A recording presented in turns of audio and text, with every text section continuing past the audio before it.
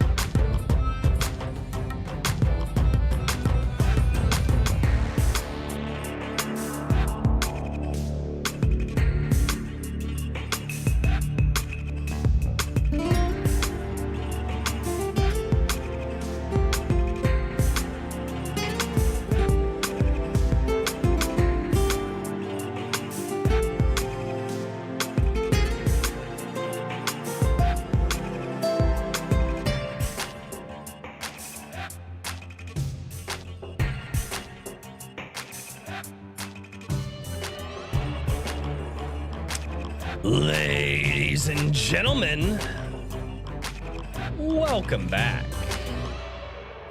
to Iron Age Nights. What's going on, everybody? Richard, what the fuck is on your face? I just want to know, what kind of American are you? Lord of the Rings American or Harry Potter American? I love how neither one of those are fucking American.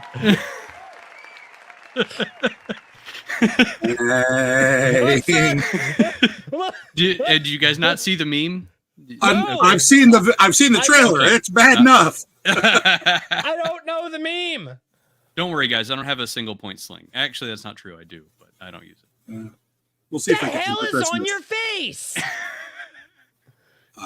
These are red shades. They're letting you know who the bad guy is. Yeah. See the Civil War trailer. Don't really. Oh, fuck. Okay. God. For a moment, I thought Richard developed optic beams.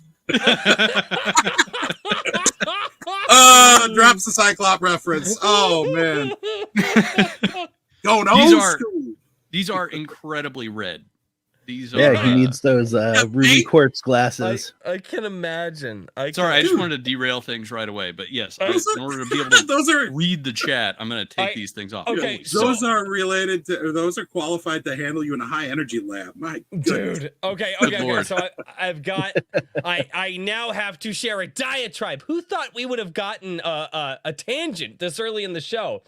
Opening tangent. 3 minutes and 26 seconds. So when it's opening, I you know what? It's fine. So no, when I was a kid, my parents needed to get new curtains for the house, and curtains are very, very expensive, even back in the 90s.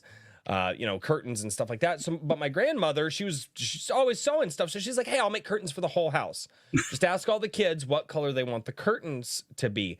And I told my grandma, I was like, I wanted these like dark red curtains for my room. And she was like, okay, I just like the color. They were like deep, dark red. And in the summertime, it was funnier now because I had white walls. And in the summertime, when the sun would hit the curtains, it illuminated my entire room. My entire room looked bright red. And what was so funny is that is nuts. Yeah. What was funny is I learned as a kid how photons worked because I ended up putting on red glasses when I was a kid, and I walked into my room and everything looked normal. All of the colors were exact. I was like, it was one of the coolest. So if you guys have little kids or nieces and nephews or anything like that, and you can put up just like colored cellophane over a room in the house that has a lot of sunlight, and you can close the door, put the same color glasses on. It was the craziest thing. I used to do that just to screw with my buddies, and my buddy's like, no. And I'm like, no, seriously, check this out. So I'd give him I don't even know where I got these freaking glasses from. They're like a Carnival or something like that. I can't remember. Just the really cheap, chintzy, like the cardboard glasses that just had like the cellophane in them. Like though, yeah. And dude, it was so wow, you just reminded me of something that I haven't thought about in like 20 years. No, more than that. Like, I'm not, let's stop counting years. Hey, chat, how are you doing? It's Iron Age Nights. What's going on? Who would have thought that we would have had a tangent that early? StreamYards are pissing me off. StreamYards for science.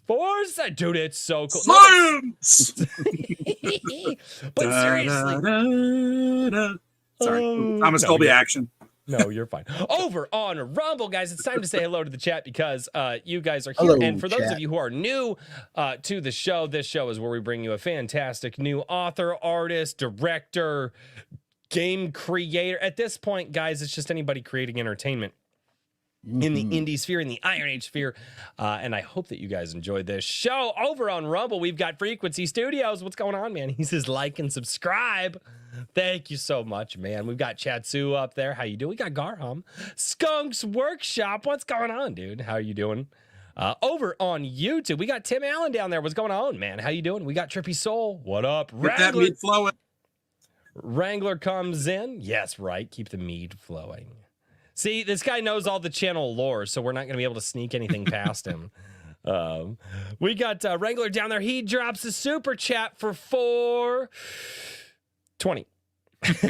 And he says, like and share. Yes, like and share, guys. Absolutely. That is the biggest thing that can help this channel is if everybody shares this video and says, hey, guys, I watch this show every Friday night. I love it. It's great. And you share it on like your Facebook, your Instagrams, or wherever else, Minds and stuff like that. And you get people over here. The YouTube algorithm really likes that, apparently. They like that share button more than anything. And especially if people start clicking on that link that you guys send out, that is one of the biggest things that can help out. It's awesome. Just be careful sharing it through work email. Yeah, don't do that. Don't share. Why would you do? What the hell are you? Anyway, Resonant, what, sir? You're double dipping. It's what I do. Yeah, you and everybody the fuck else that's on this show. Frederick Guimont, what's going on, man? How are you doing, dude? It's good to see you. Horizon Talker, what up, man? We got 10 Cage down in the chat. It's good to see you, man. We got Timo Burnham. I can't say it the way he wants me to. I tried. I tried for a few weeks. BM originally here, aka Bambo. Hey, what's going on, Bambo? She's over there. She's over there, right? Be good. Be good. She's watching. If you say things, she'll know. I will give her a yes, dear. And then you, of course, will find me waking up in a ditch. I don't wake up in ditches. I just find that I have a lot more projects that I need to complete. So I've successfully figured out how to avoid the ditch. It's just like, fuck, what am I working on tomorrow? How would you know that, Master King there? Master Swag King. Oh, God. As Bernard, what's going on, man? We got Maji Chan down in the chat. Oxen W, how are you? Keiko Mon, what's going on, dude? We got Guilty Gearhead down in the chat. Evely Music, the chat just jumped. Why did you guys do that to me? Stop it, chat. Shh, for just a minute. You gotta watch both. That's all there is to it. It's not that I'm watching both. I do. I have 3 chats up right now. All right. I can't bust you for being underachiever then. Wow, just motherfucker. Yes, you can. You love it. You love it. We got Pritchard Pub down in the chat as well. I think I'm back up to where I originally was. Yes, okay, we got Pritchard Pub. How are you doing? We got Jeff Potts. What's going on? We got Chris in the chat. Chris M, how you doing? Redoubt Productions, what up, dude? Bat Sauce, what's going on? I love that name. That's such a great freaking internet name. Jersey, what's going on, man? Swift Sword Rush, how are you doing? It's awesome to see you. Herman P. Hunter, the Lore Forge, is double dipping with different names. See what you Hello, did Hedge. I saw what you did, Hedge. I saw what you did. AC Pritchard down in the chat as well. What's going on? Cider Hype, what's going on, Cider? How are you doing, man? I haven't talked with Cider in a while. I need to talk with Cider. D Gray, what's going on? Hey, that is the half that has to temper the Caro. Temper the Caro Brown. What's going on, man? We got Ram! What's going on, dude? It's good to see you. Kikomon dropped a super chat for $2. He says hi and bye. Got to drive early in the morning. Woo! Hey, man, get some sleep, dude. Get some sleep and be safe on the roads, man. Seriously. Rest well, Kikomon. Yes. No picking up hitchhiking deer. Yeah, that's even if they come bearing soy sauce. You tend to pick them up with your radiator, I've noticed. They all long for the day to be a hood ornament. It's not a freaking lie. The Ultimate Kahuna for $2 says, guys, check out Boncher's book. Nicer Assets. Yeah, there's yeah, that's the word for it. There's well, she's got those too. Well, nice assets and huge tracts of land. Oh, there's a lot of lung in your increased lung capacity. Yeah, yeah. There's a lot of lung in that. Yeah, it's never mind. Yeah, where the hell? I thought I had the page up. I've got too many free. I updated. The picture in Richard's head was obvious on the look in his face. I was like, you mean never mind. MSK, what's going on, man? It's good to see you down there. What's going on, Master Swag King? I caught up with everybody in the chat. Studio 38 just jumped down. What's going on, man? It is good to see everybody there. Brian Sanchez, I missed that name. I am trying to see all of the names, and you guys keep talking in the chat. Okay, guys, now you can keep talking in the chat. Hey, Jamie Harbert, what's going on? It's good to see all of you guys, man.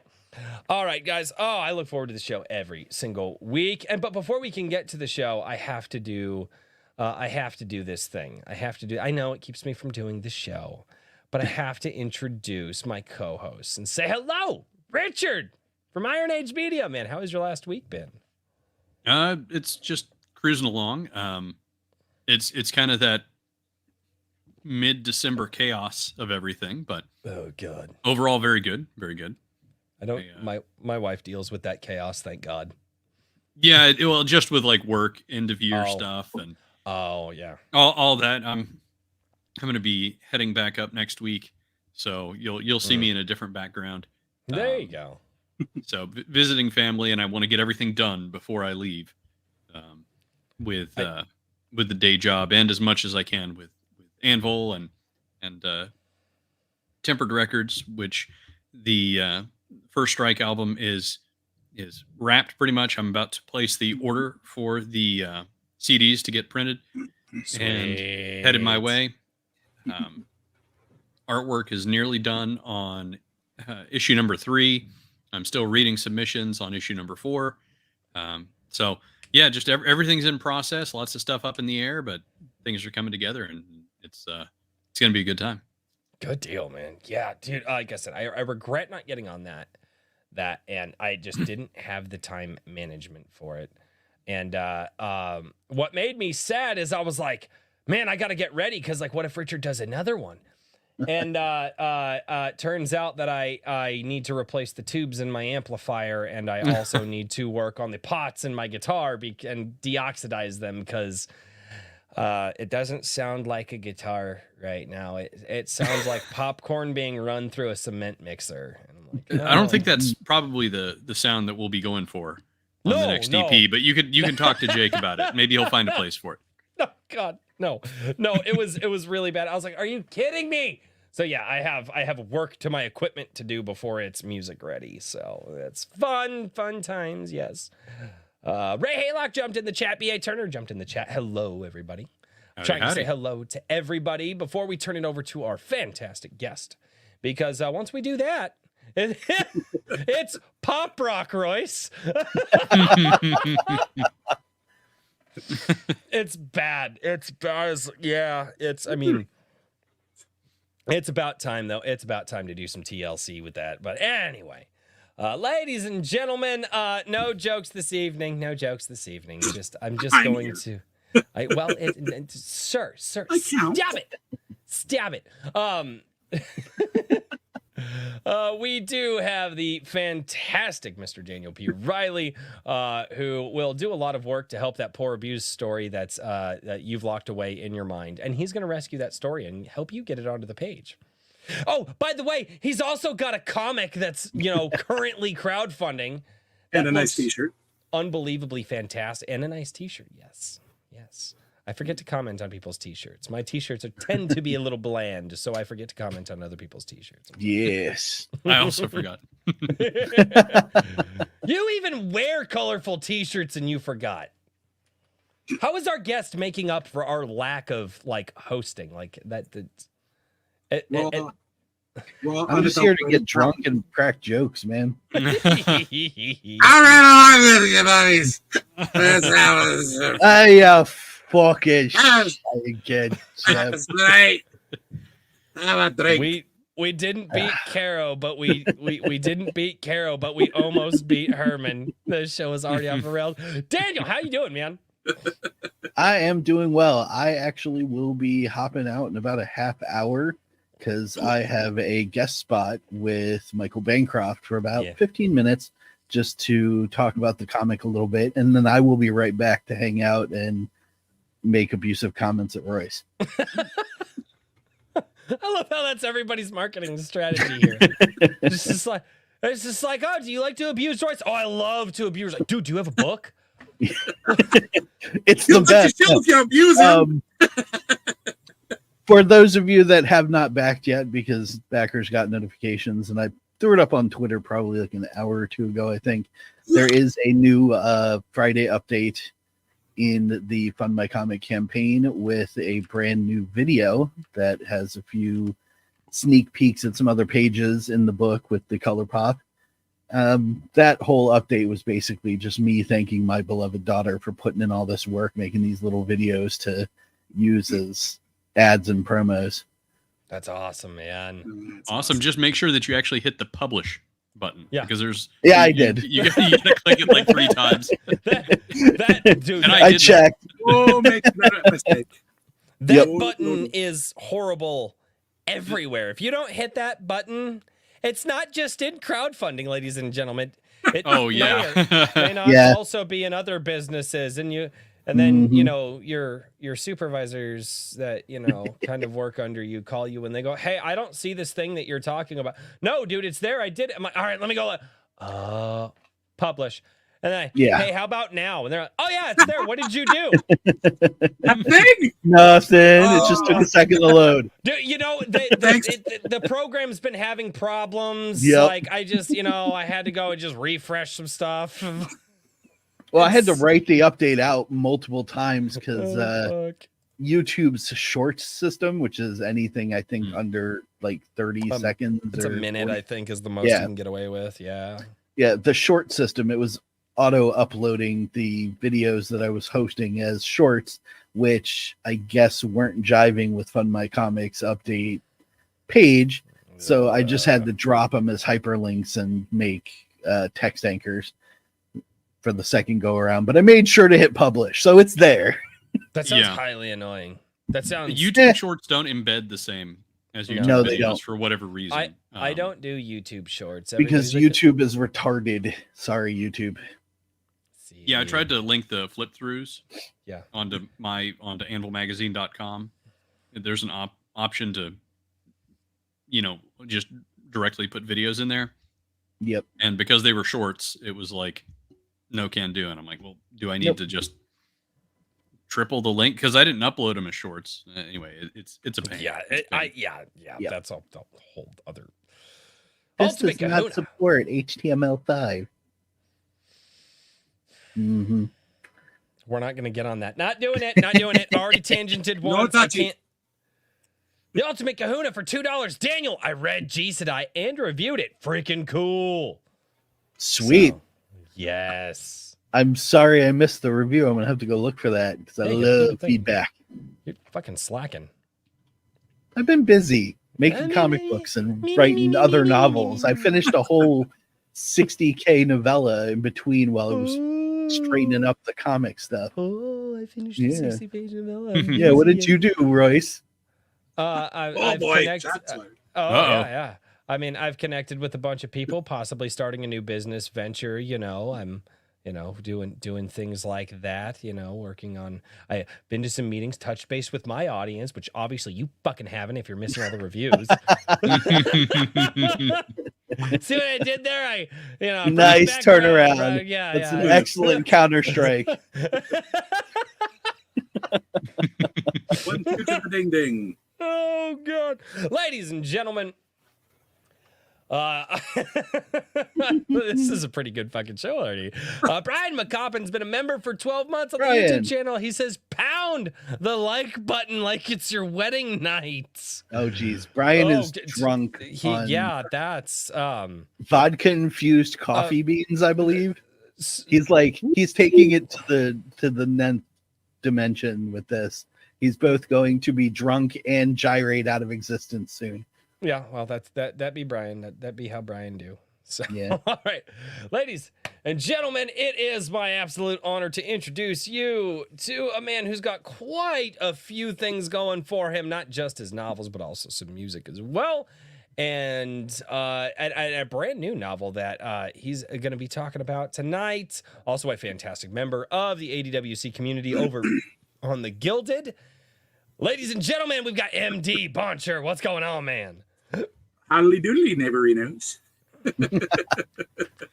I'm sorry. We have Ned Flanders. I apologize. Yes. Ned Flanders. Ned Flanders is moonlighting the sci-fi author. He's hacked the feed. Right. Diddly doodly.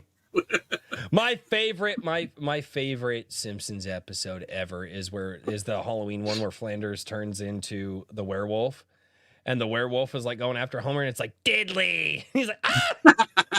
I don't know why. I saw it as a kid, and it just made me laugh so hard. I was like, that's retarded. Why would a werewolf say diddly? That's the point. There are so many good episodes in the first 10 years, and then nope. Yeah. I noped out of it after that. Every once in a while. There is such a thing as things going too long. Yeah. Hey, I've talked about that on the channel. Who knew? Oh, wait, us. Yeah, I know. You guys. Who agreed? Us. Right. So, sir, how have you been last week, man? Generally, unmolested by life. That's probably a good way to put it. Life has been treating me well. Bambo has not fed me to the cats or the chickens, so life is going really well. Hey, yeah. She still wants to keep me around. There you go. Not just in the freezer. But it's been frustrating on the word counts because I keep getting distracted by Jingle Jingle Shiny trying to keep up with the book launch. But yeah, it's also been a heck of a lot of fun. I've been enjoying way too much your community.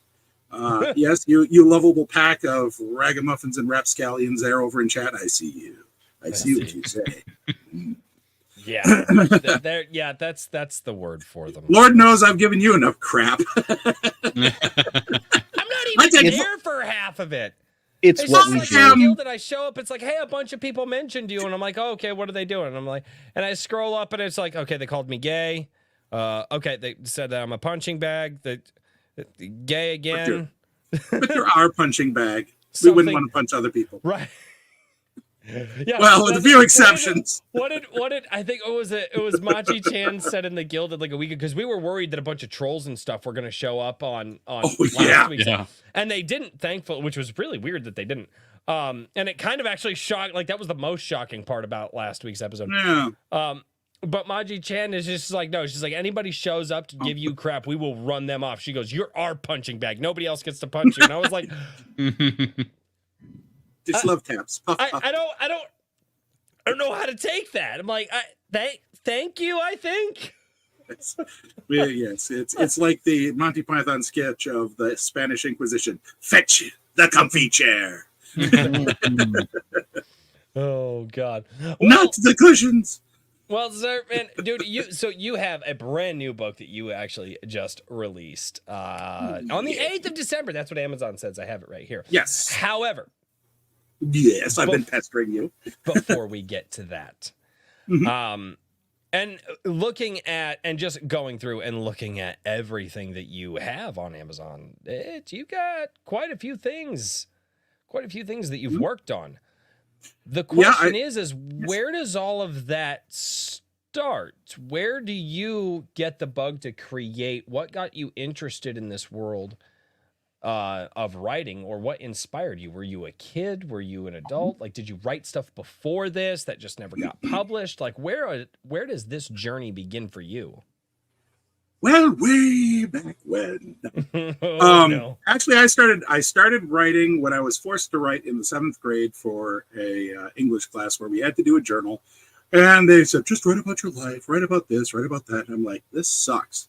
So I started writing every day, 15 minutes in this class, a novel. It was a sci-fi horror novel, and it stinks. I found one of the notebooks. I took a look. It was like, okay, yeah. This is more like a really enhanced outline, but I was writing back then, and I've always been a bit of a loner. So when I was in junior high and high school, I got myself ostracized from all the cliques, and so I found some things else to do. So I hid in the computer labs on every free hour that I had. Yeah, back in the day when you didn't have your own computer, you had computer labs where you had to go and sign up. So I would literally sign up all week long on one of the computers. And I remember that. Yeah. On the Apple IIs. Ooh. Oh, yes. Pre-Mac. That's when I was a child. We didn't have. Wow. Yeah, I didn't. I am not that old. Thank God. I am an early Xer. Oh shit! Kids. Oh you shit! young early punks. Xer. Wow. Yes, you young punks. Yeah, we had only text organ trail and we liked it. Sorry, Tankage mentioned it in the class in the chat there, and I had to take my shot. But Oregon Trail. It doesn't matter the which hardest version game that's ever been created ever. Yep. Like you died of dysentery. Yep. It doesn't matter which version, you all die of dysentery. I think that is the hardest game that's ever been created. Like Terry's just a bully. That's the one game out there that people like. I've never played it. I've never played it. Abandonware. There's a site called abandonware.com, I believe. You can find the upgraded version with the really crappy graphics, but it's there, it's working. You can try it for free. I love me my classic video games. I have an emulator that has over 300 classic arcade games. Ooh, there we go. All the way back to Tank. I mean, think about it. That's pre-Pong. Or not pre-Pong, pre-Space Invaders, which I have. Yeah, Space Invaders. Space Invaders Deluxe, Asteroids, all the way up to things like Metal Slug on the Neo Geo system. I got those all packed in there. I was a child of the arcade. You know, that was me. My Saturday, what allowance? I didn't have an allowance. I had a pocket full of tokens and they were gone in 3 hours. Forget it. And then I'd sit and watch other people play the games. That was just the way we rolled back then. It's true. I didn't go to the arcades. You're too young. I went to the bowling alley. You save 50 cents for a can of soda. I played a shit ton of games in the bowling alley. I grew up in a bowling alley, so like if I wasn't bowling, I was in the arcade, like playing. I grew up in Northeast Wisconsin, man. There's a bowling alley every 12 blocks. I know. There you go, dude. There you go. Yeah. Hey, my wife, actually, no, you're northeast. You might be further northeast. Green Bay, Fox Valley. Yeah, definitely further north than my wife. So if you're holding, and I'm passing this on from Bambo to you, if you're holding your cookout, the barbecue, we want in, but it can't be in June because we are busy every friggin' weekend, and I will schedule my trip back home to Wisconsin to visit parents that will zing down by you. I'll do that. Yes, you can. Yeah, well, I was actually talking to my wife about that a week. I was literally talking with my wife about that a week ago. I'm like, okay, we need to pick a weekend because it's probably going to be like a Thursday, a Friday, but more like early day for Thursday for some people, but it's going to be like a Friday, Saturday, Sunday, and then I'm going to end up taking like Monday off as well for recovery time. Yeah. But it would be, live Iron Age nights. We're gonna have to figure out how to get I'm gonna have to figure out how to get Wi-Fi and stuff set up. Well, we figured that out. But anyway, but no, that's the thing. Like I said, the barbecue is the thing, and the wife and I are working on it. And I'm trying to figure out how to get the ribs. The food idea. I'm cool with cooking everything, but I'm also like, do people want to do like a potluck thing? And then do I need to build some outdoor stoves that people can like cook on and stuff like that? Because I have access to being, and I haven't welded anything in a while and want to keep my chops up. But yeah, that's a whole thing, guys. Like no, it's not IronCon. It's not IronCon. That's Richard's thing. This is Iron BBQ. Corn. It's iron. Iron corn. Iron corn. Oh God, definitely music. I simultaneously love and hate when Evely chats, because he either comes up with something great like LGF or that thing that he just did now, which we're not going to talk about anymore. I'm going to put my submission in as the Iron Feast. I got to figure it out. Okay. Ooh, what there you go. month works for everybody? I don't know, man. Like August, September is our dead time for the few cons and stuff that we're going to. Just letting you know ahead of time. Don't schedule necessarily around me. I'm just saying my preference. August might work. I don't know. Shit. Okay. Anyway, that's a dead end. All right, sorry. Too much silence. Derailed. You got me thinking about this because I want to bring everybody together and cook the food, and I want people to like. I want to do like a potluck type of thing if people want to, or like anyway. I don't know how many people would want to show up, but anyway, okay. Back to this thing. So you're in high school. We're not in the arcade anymore, but you're signing up. You're on a prehistoric computer. You're writing. Yep, I started out writing horror stories to basically avoid bullies. So since I wasn't in the cliques, I hid in there. I wrote and just and I stayed out of the way. Though I have one fun story from high school and my misspent youth in computer labs. There is that my senior year I had a creative writing course, and the last final project for that was to write a short story, and everybody's like, "Oh God." Thinking it was just going to be the worst thing ever. And so I just shut my hole and went back to writing. And then the due date came in and everybody's getting out their project. You know, they're all fired up to see who wrote the most. And, I wrote like 3 pages. I wrote 9. And then they look at me and say, "Hey, Boncher, how much you write?" I pulled out of my backpack, held it up at a stack of paper this friggin' thick. Jeez. 197 pages. Bam! Flat dropped it on the desk. Got an A-. Got an A-. You want to know why I got an A-? I don't know how to write a short story, and he didn't know how to grade a novel. Yeah. Not kidding. I still have the thing sucks, but it was a science fiction film. But dude, I feel like the teachers. I feel like you looked at the teacher and were like, "Who's the bitch now?" What? Okay, and okay, we got ourselves a little epilogue to that. I found out that my 2 doors down from my parents' house was bought by that teacher's granddaughter, or not granddaughter, his daughter. Okay. So I gave him a copy of my first book, A Light Rises in a Dark World, and then said, "I'm giving this to you because thanks to you, I got my first experience trying to write a novel." And he's like, "Oh yeah, I remember you." How many thousands of kids does the teacher see in his entire career? And it had been 25 years. But just to show that your efforts didn't go to waste, here you go. So I sent it to him through that. It was pretty cool. That's really cool. Nice. That's one of the first stories like that I've actually heard, is somebody being able to go back to that person that kind of through whatever reason, then they're able to go back and say, "Hey, you are the one that kind of that kind of allowed this to this fire to grow in me, and here's here's the fruits of that." And I will say this, all of my gripes aside with the public education system, there are still some, and I say some, I don't think they're even in the majority anymore, but there are some good teachers out there.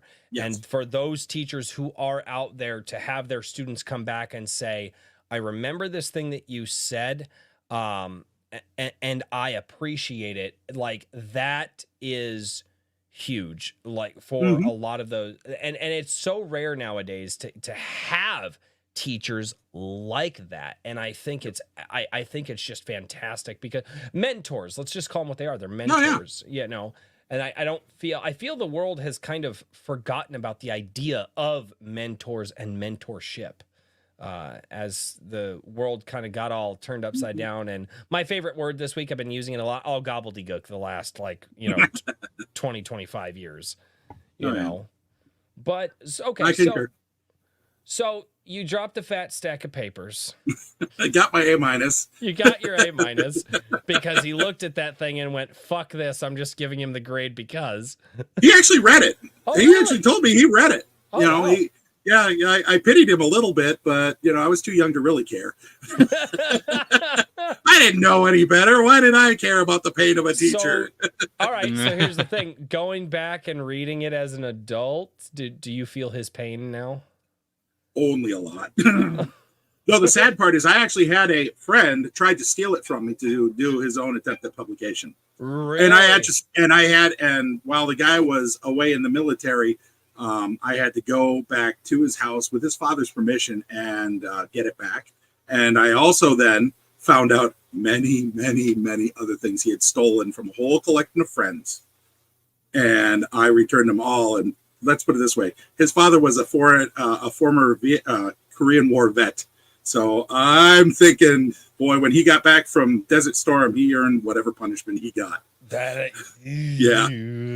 But I got it back, and I said, well, the good news is that he couldn't have done anything with it. It sucked so hard. That thing sucked so hard it bent light. But that whole experience with the writing and everything made me try and get into comic books, because at that time, yeah, you can see right back there, I got a few long boxes. Long boxes. I've got in there Uncanny X. My pride and joy of that whole collection is Uncanny X-Men 109 to 304, almost unbroken.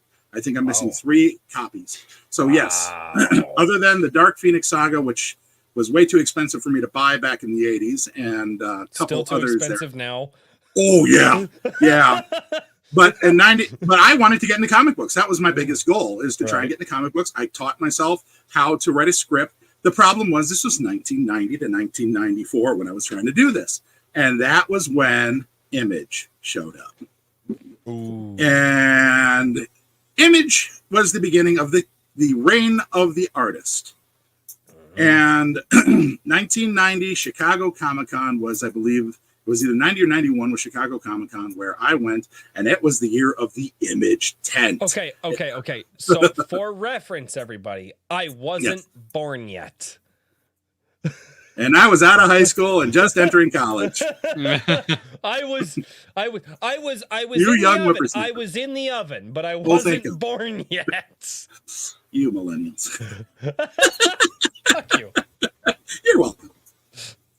We care about you too. I was told I have a prejudice against old people, and it's kind of true. I am old people. I am old people. I resemble that remark. Notice, this isn't just light blonde anymore. It's going right to white. So, I'm aging myself. I don't need kids to age me. Oh god, I'm childish enough. Right, dude. I will say this, man. Like my kids age me a lot more than I have a measuring tape. You know, I have a measuring tape that I'm just like, wait a minute, hold on. Like, no, you were this big like 2 days ago, and now you're this big, and it's stop growing and making me old. It's not time, it's you. And what's worse is my wife does that thing where the kids, they stand by the wall and she puts the little tick marks up there, and I'm like, stop it. I get it. I'm getting old. I understand this thing. Stop putting a line on the wall that I can measure how old I am. Trust me, it only stings worse. I know. As time goes on.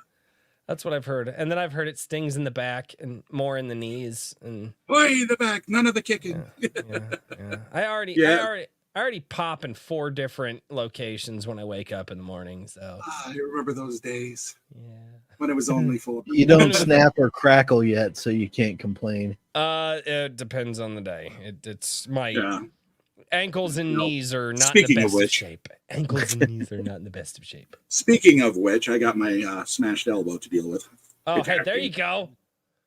I Trust like me. that. Hey, I've got an elbow like that. This one's gonna hurt a lot in like the next 10 years. It's great. This one's Speaking of elbows, Uh-oh. I'm pretty sure Daniel needs to Like, Yeah, get the fuck Ooh, out of here. elbow is way out of here. I don't know where I was. Yeah, going. it's about the 5 We'll see you in minute a bit mark. there. So I will be back. I'm gonna go terrorize Michael Bancroft's stream for a bit and Yes. get really, really drunk, and then I'll return to be Yes. really, really drunk here. So I have fun, guys. I'd say behave, but I don't want to be that disappointed. I send my regards. No, When you no when you behaves. get over there, okay, tell Bancroft that one of these days he and I just have to have a drinking stream. No, don't do that. Go fucking have fun. Tell Bancroft I say hi. I'm At the gonna very do that least, anyway. Just be like, Instead hey, of, a drink with crazy says hi. He is my Australian brother from another country, mother. Instead of g'day, just tell him. I'm not telling him that. Tell him top of the morning to you. How about that? Give him a old. He's Oh, yeah. Good Australian. night. He's not British. Yeah, He's- that's I know that's what I'm perfect. saying. Oh, yeah. Wow. Insult the palm with a kiwi or with a lime. Okay, gotcha. Oh god. On that note, I'll be back. Oh god. Take care, Daniel. All right, so Daniel's gonna be negative on his campaign after that interview, as long as he listens to our advice. All right. Oh god. So yeah, so that's where I was. So, what do you want to know? Image. Yeah. Oh yeah, you were telling the story before I called you old about being at ComiCon 1990. And you got me all confused, you young whippersnapper. Anyway, yeah. Can you tell I'm a weirdo? Aren't you glad I'm in your gilded? Have you met my gilded? I think I am your gilded. You fit in quite well. Richard, I got to start policing my gilded a lot more. Yes, look at I mean, what you let there's in. a reason why I hardly show up over there anymore. I resemble that remark. I see how It's you too don't hard to talk keep to up me. with. That's why. Yeah. So, but yeah, Image Comics was in 1990-91. I went to Chicago Comic-Con and they had their tent, and I was all hyped on getting there and getting to meet some of my heroes. Chris Claremont was there, Peter David. I fanboyed the hell out when I ran into Mike Barron. I couldn't construct a sentence together. I was so this. Yes, Frederick, the Liefeld story is coming up. I have a personal distaste for the gentleman. He is one of the only people in comics that I have a serious distaste for. Ooh. And that is because of what happened at that con. Like I said, I was a writer trying to get into comics. And back then, you handed your stuff off to editors. This was my first con and everything like that. And I was all excited, and I was working with a guy that actually did make it in.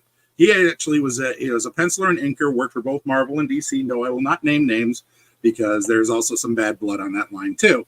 This all sort of intertwines. But unfortunately, I didn't really care to go see the Image tent because it was just a madhouse. I mean, you had all the big 5-6 players that were there. And one of my buddies was an absolute Liefeld fanboy. I like Jim Lee and Mark Silvestri the most. So those are my two guys there that I like, but I didn't really care for the book so much, so I didn't really go crazy for it. But he went over there, and he sat there and asked Rob Liefeld, what advice do you have for writers trying to get in the industry for me? And Liefeld said, learn to draw. Learn to draw. Yeah, that was his response. And okay, I'm only 20 years old, 20, 19, somewhere in that range. I'm devastated at getting that shot. That right there was a torpedo right into the engine room. Jeez. And I got that while I was standing in front of Peter David's table. This is where it gets kind of cool. I still wish I would have the sketchbook. Peter David overhears this. He gets pissed.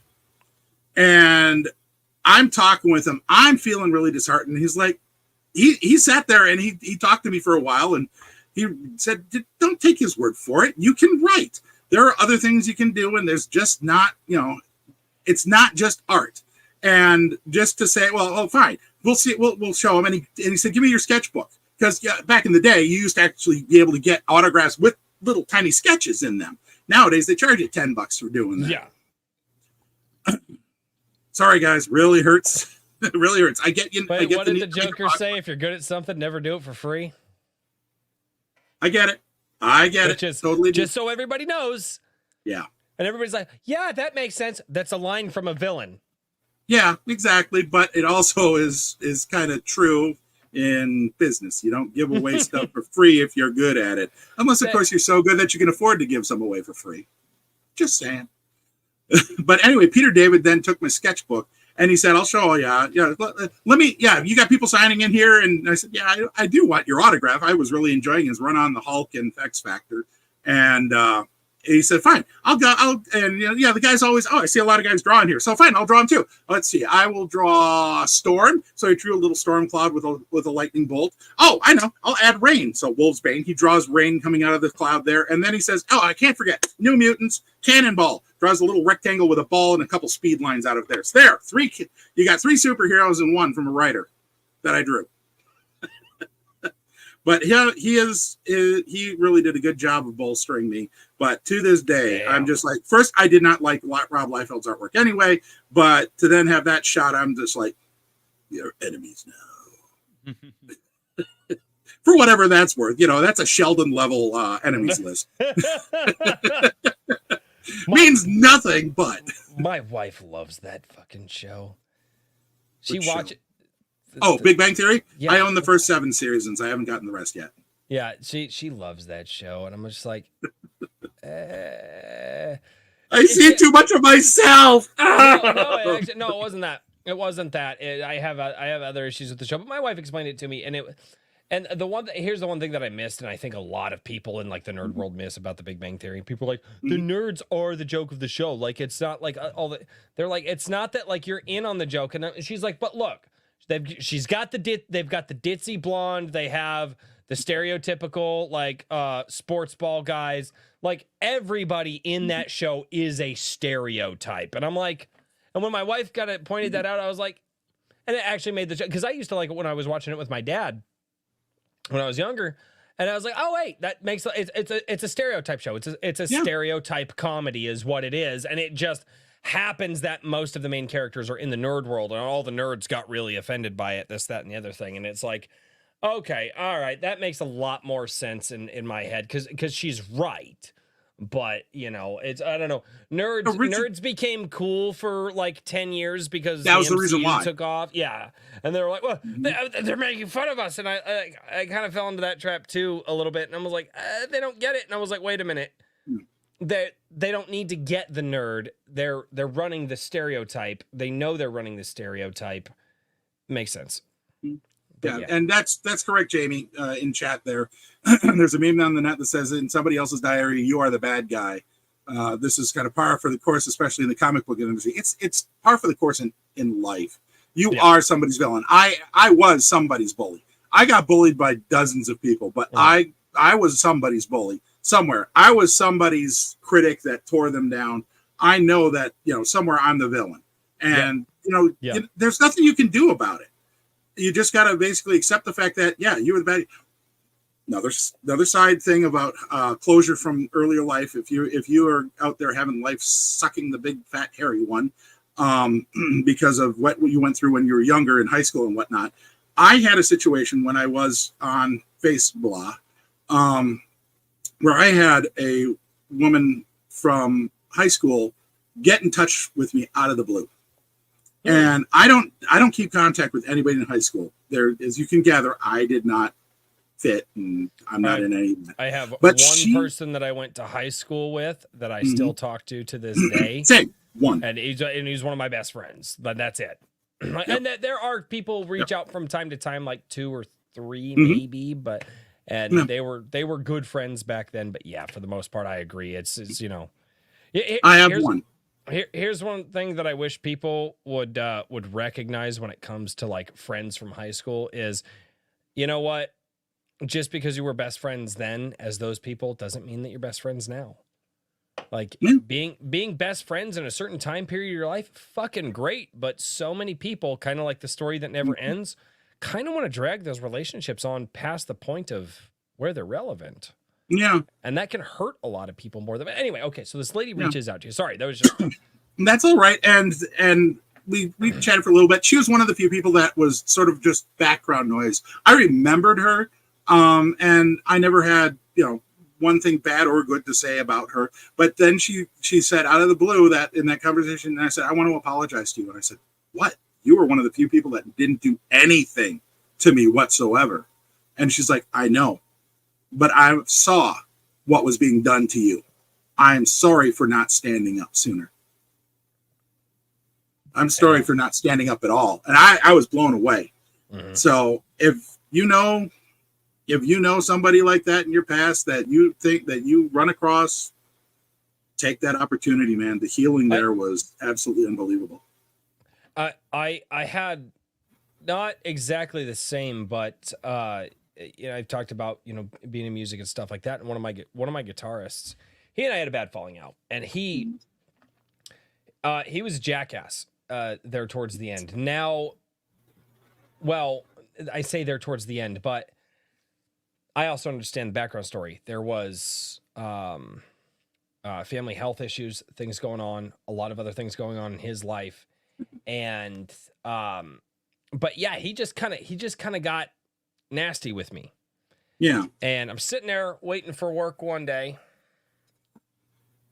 and it was like, I was on a job site that just hadn't quite kicked off yet, and all of a sudden my phone rings, and I didn't even realize I still had his number in my phone, and it's this guy calling me, and I was like, and usually I would not call because, again, we had just kind of a nasty falling out.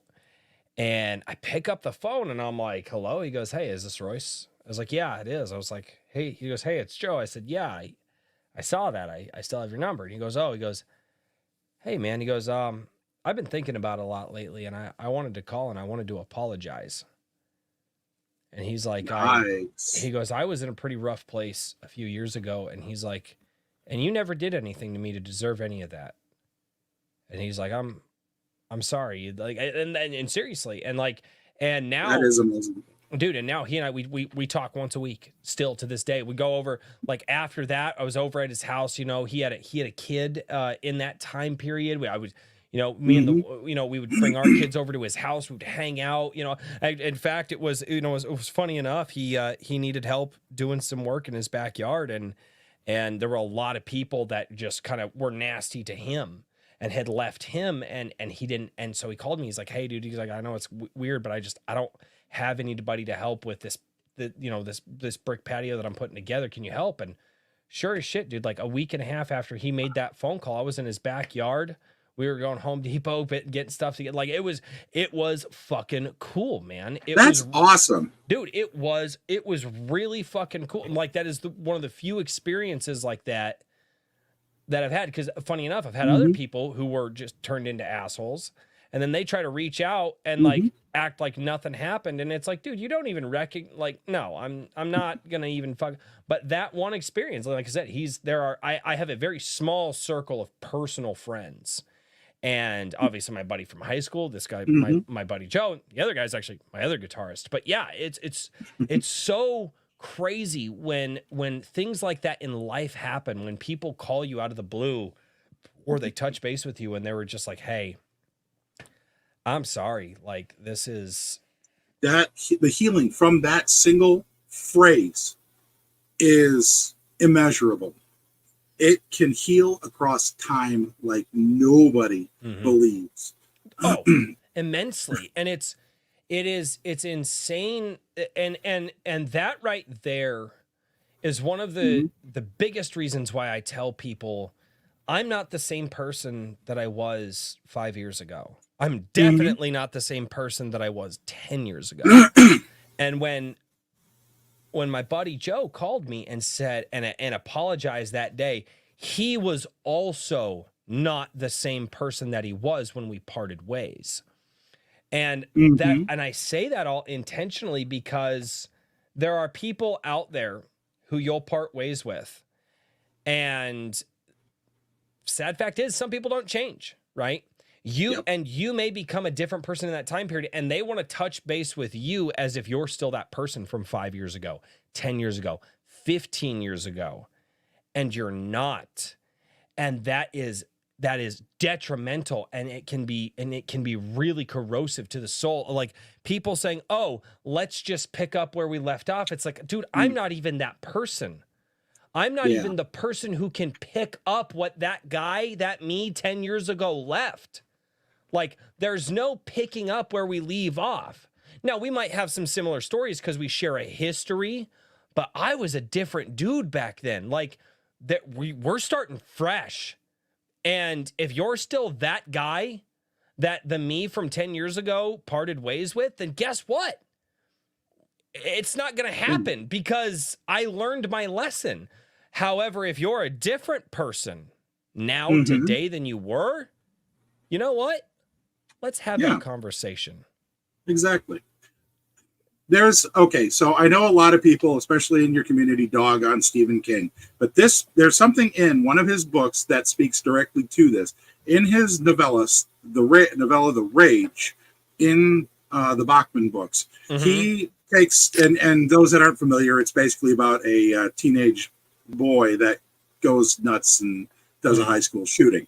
Yeah, nice and controversial for today. This is 25 years before Columbine. But there's one part of the story in there where he talks about how he finally beat his abusive father in a fight.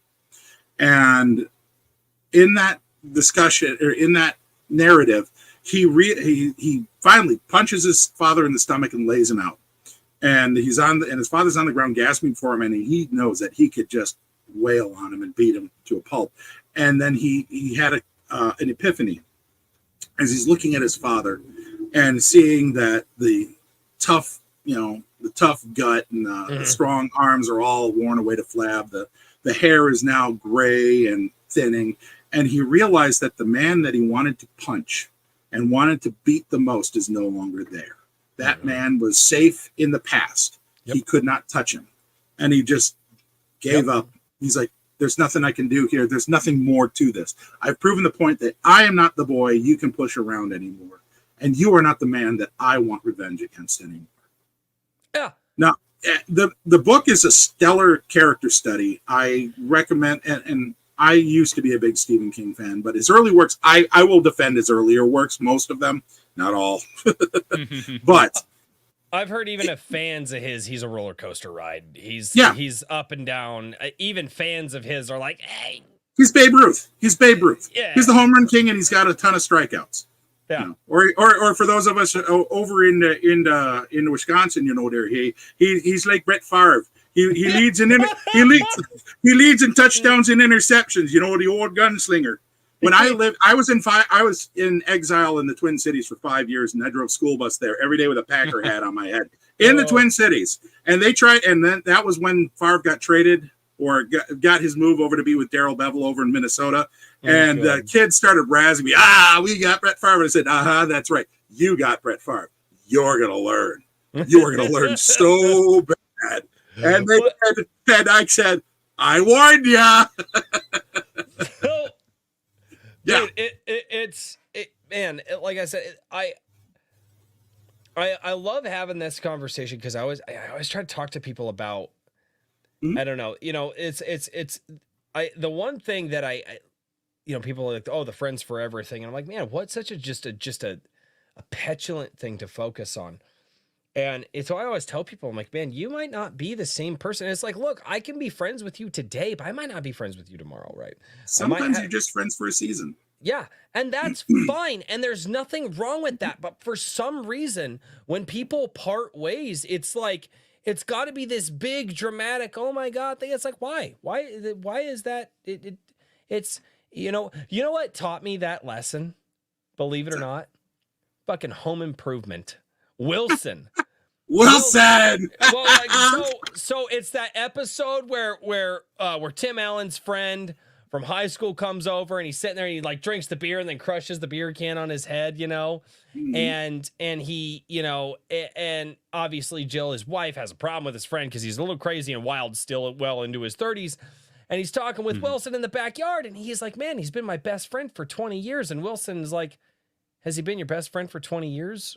Or was he your best friend 20 years ago?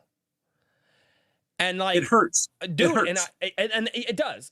And it does to recognize that it's like, man, but you change, you grow, you develop as a person.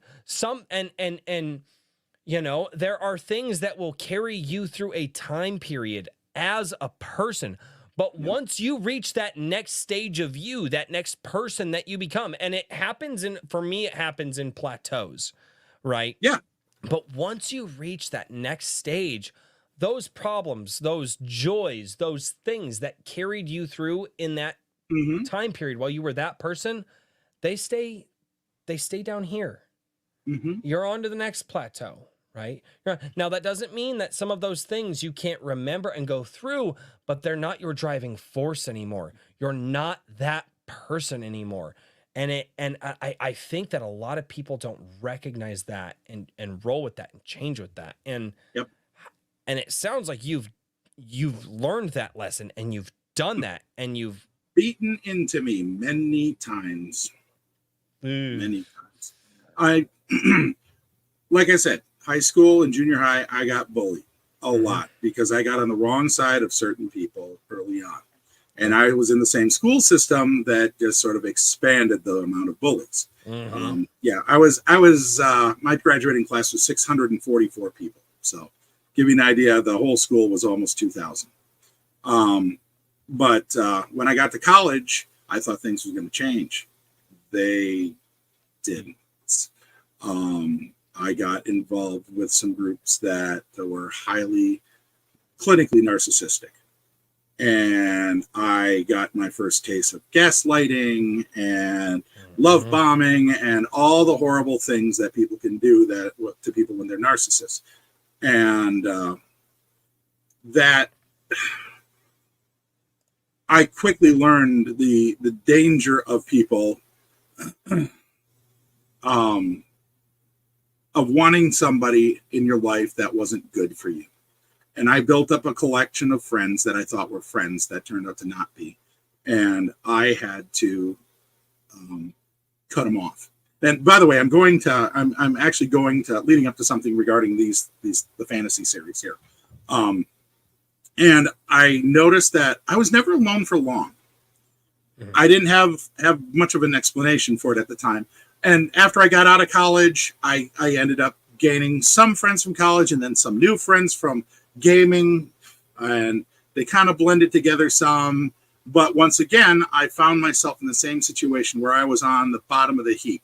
I was big in the gaming community up in the area. I actually had one of the most noteworthy games that was ever run in a con up there, a little local con, and I ran a cyberpunk campaign based off of the Predator series. And I literally would have people come up to talk to me about it 5 years later about it. And they copied that Predatorial Instincts campaign. They took stuff out of that and ran.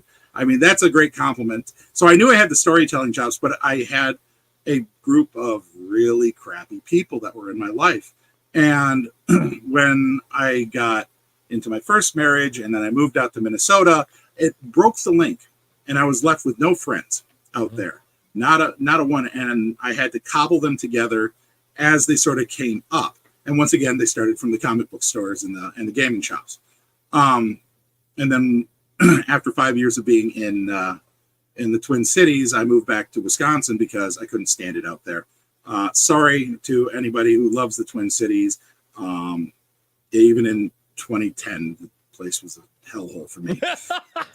Hey, I lived in Brooklyn Park, and in the last 4 months I lived there, there were 2 murders at the right next to my apartment complex, and one of them was on the city bus. So not many. Oh no, not many. I had some guys try to rape a woman against my apartment door. I mean, that's how crazy this place was. Jeez. It was, yeah. And I'm like, I'm out. I don't care that I have a good job. I got an opportunity to go back. But when I got back, I realized at that time that all the friends that I could have connected back into when I went home, I didn't want them. I didn't want them anymore because I could see now very clearly how abusive they were, because over those years I'd been away, there was some, minor contact and whatnot, whatever. But the distance gave me perspective. And so I'm gonna loop this back around, so to speak, into Akinowazi Saga, which was my first series. Yes, Akinowazi Saga is how it's pronounced. You're welcome. Thank you for pronouncing that, because there was welcome. There was no way in fuck that I was gonna get that. Well, I took from the Icelandic standard and stuffed an Ojibwe word, well, an Ojibwe phrase into it. It means the saga of the land of the 7 freshwater seas. And I had a lot of fun, cobbling that together. And I do have a fun story with Terry Brooks about that name. I think I've told it in the Gilded in the past, but I'm just going to keep focus on here for a second. But when I sat there after I had written this book, and it was informed heavily, of course, by my life experiences. It's about a monk that is sentenced to exile for pissing off the church hierarchy. And he gets stuck with a last job, sort of, oh, by the way, I don't want to send any of my people to do it. So here are 7 children whom we are buying for food to save a village, right? And so he gets these 7 kids that he has to escort across the lakes, because it's a fantasy version of the Great Lakes, with steam power. And yes, because I literally said this. I was having an argument with God when it came down to deciding to write this. And I said, well, fine. You want me to write fantasy? I'm going to write it my way. And that means I want steamboats. And I kind of that sort of, that little pretend God in your head that answers for you and said, sure. Why not? He didn't care. He just said, write the book. But, and the book I wrote for basically guys like I used to be back when I was in this age. But so you have a child that's been basically given up by his family and given to a man who's being thrown out of the organization that he loved and served. And somebody last year, I think it was, or it was at one of the cons, and I can't remember if it was during an interview or if it was just somebody asking when I was at the table, said, well, what's the theme of your book? And I had to stop because I never really considered the question that way. But it hit me really quick and said, rejection doesn't kill you. That was ultimately what it turns out to be the theme. My 10-year-old boy was being rejected, but his father never cared for him because he was not his older brother. Mm-hmm. And he just, he was at that awkward age. And so, he wasn't cared for. Even when he does something heroic, he's still only seen as what he did for dad then. And then you have this priest or this monk who's being cast out because he believed that what the church was doing was wrong and said so. And they didn't have enough support to burn him at the stake. But they did say, you are now going to be a skoggang, as it's called, the Viking term for a exile. And yes, I actually do have a man from my last gaming guild that lives in Norway, and he helps me out with some of this cultural stuff. And I have a friend in South Africa. Culturally appropriating, sir? I am part Norwegian. Suck it.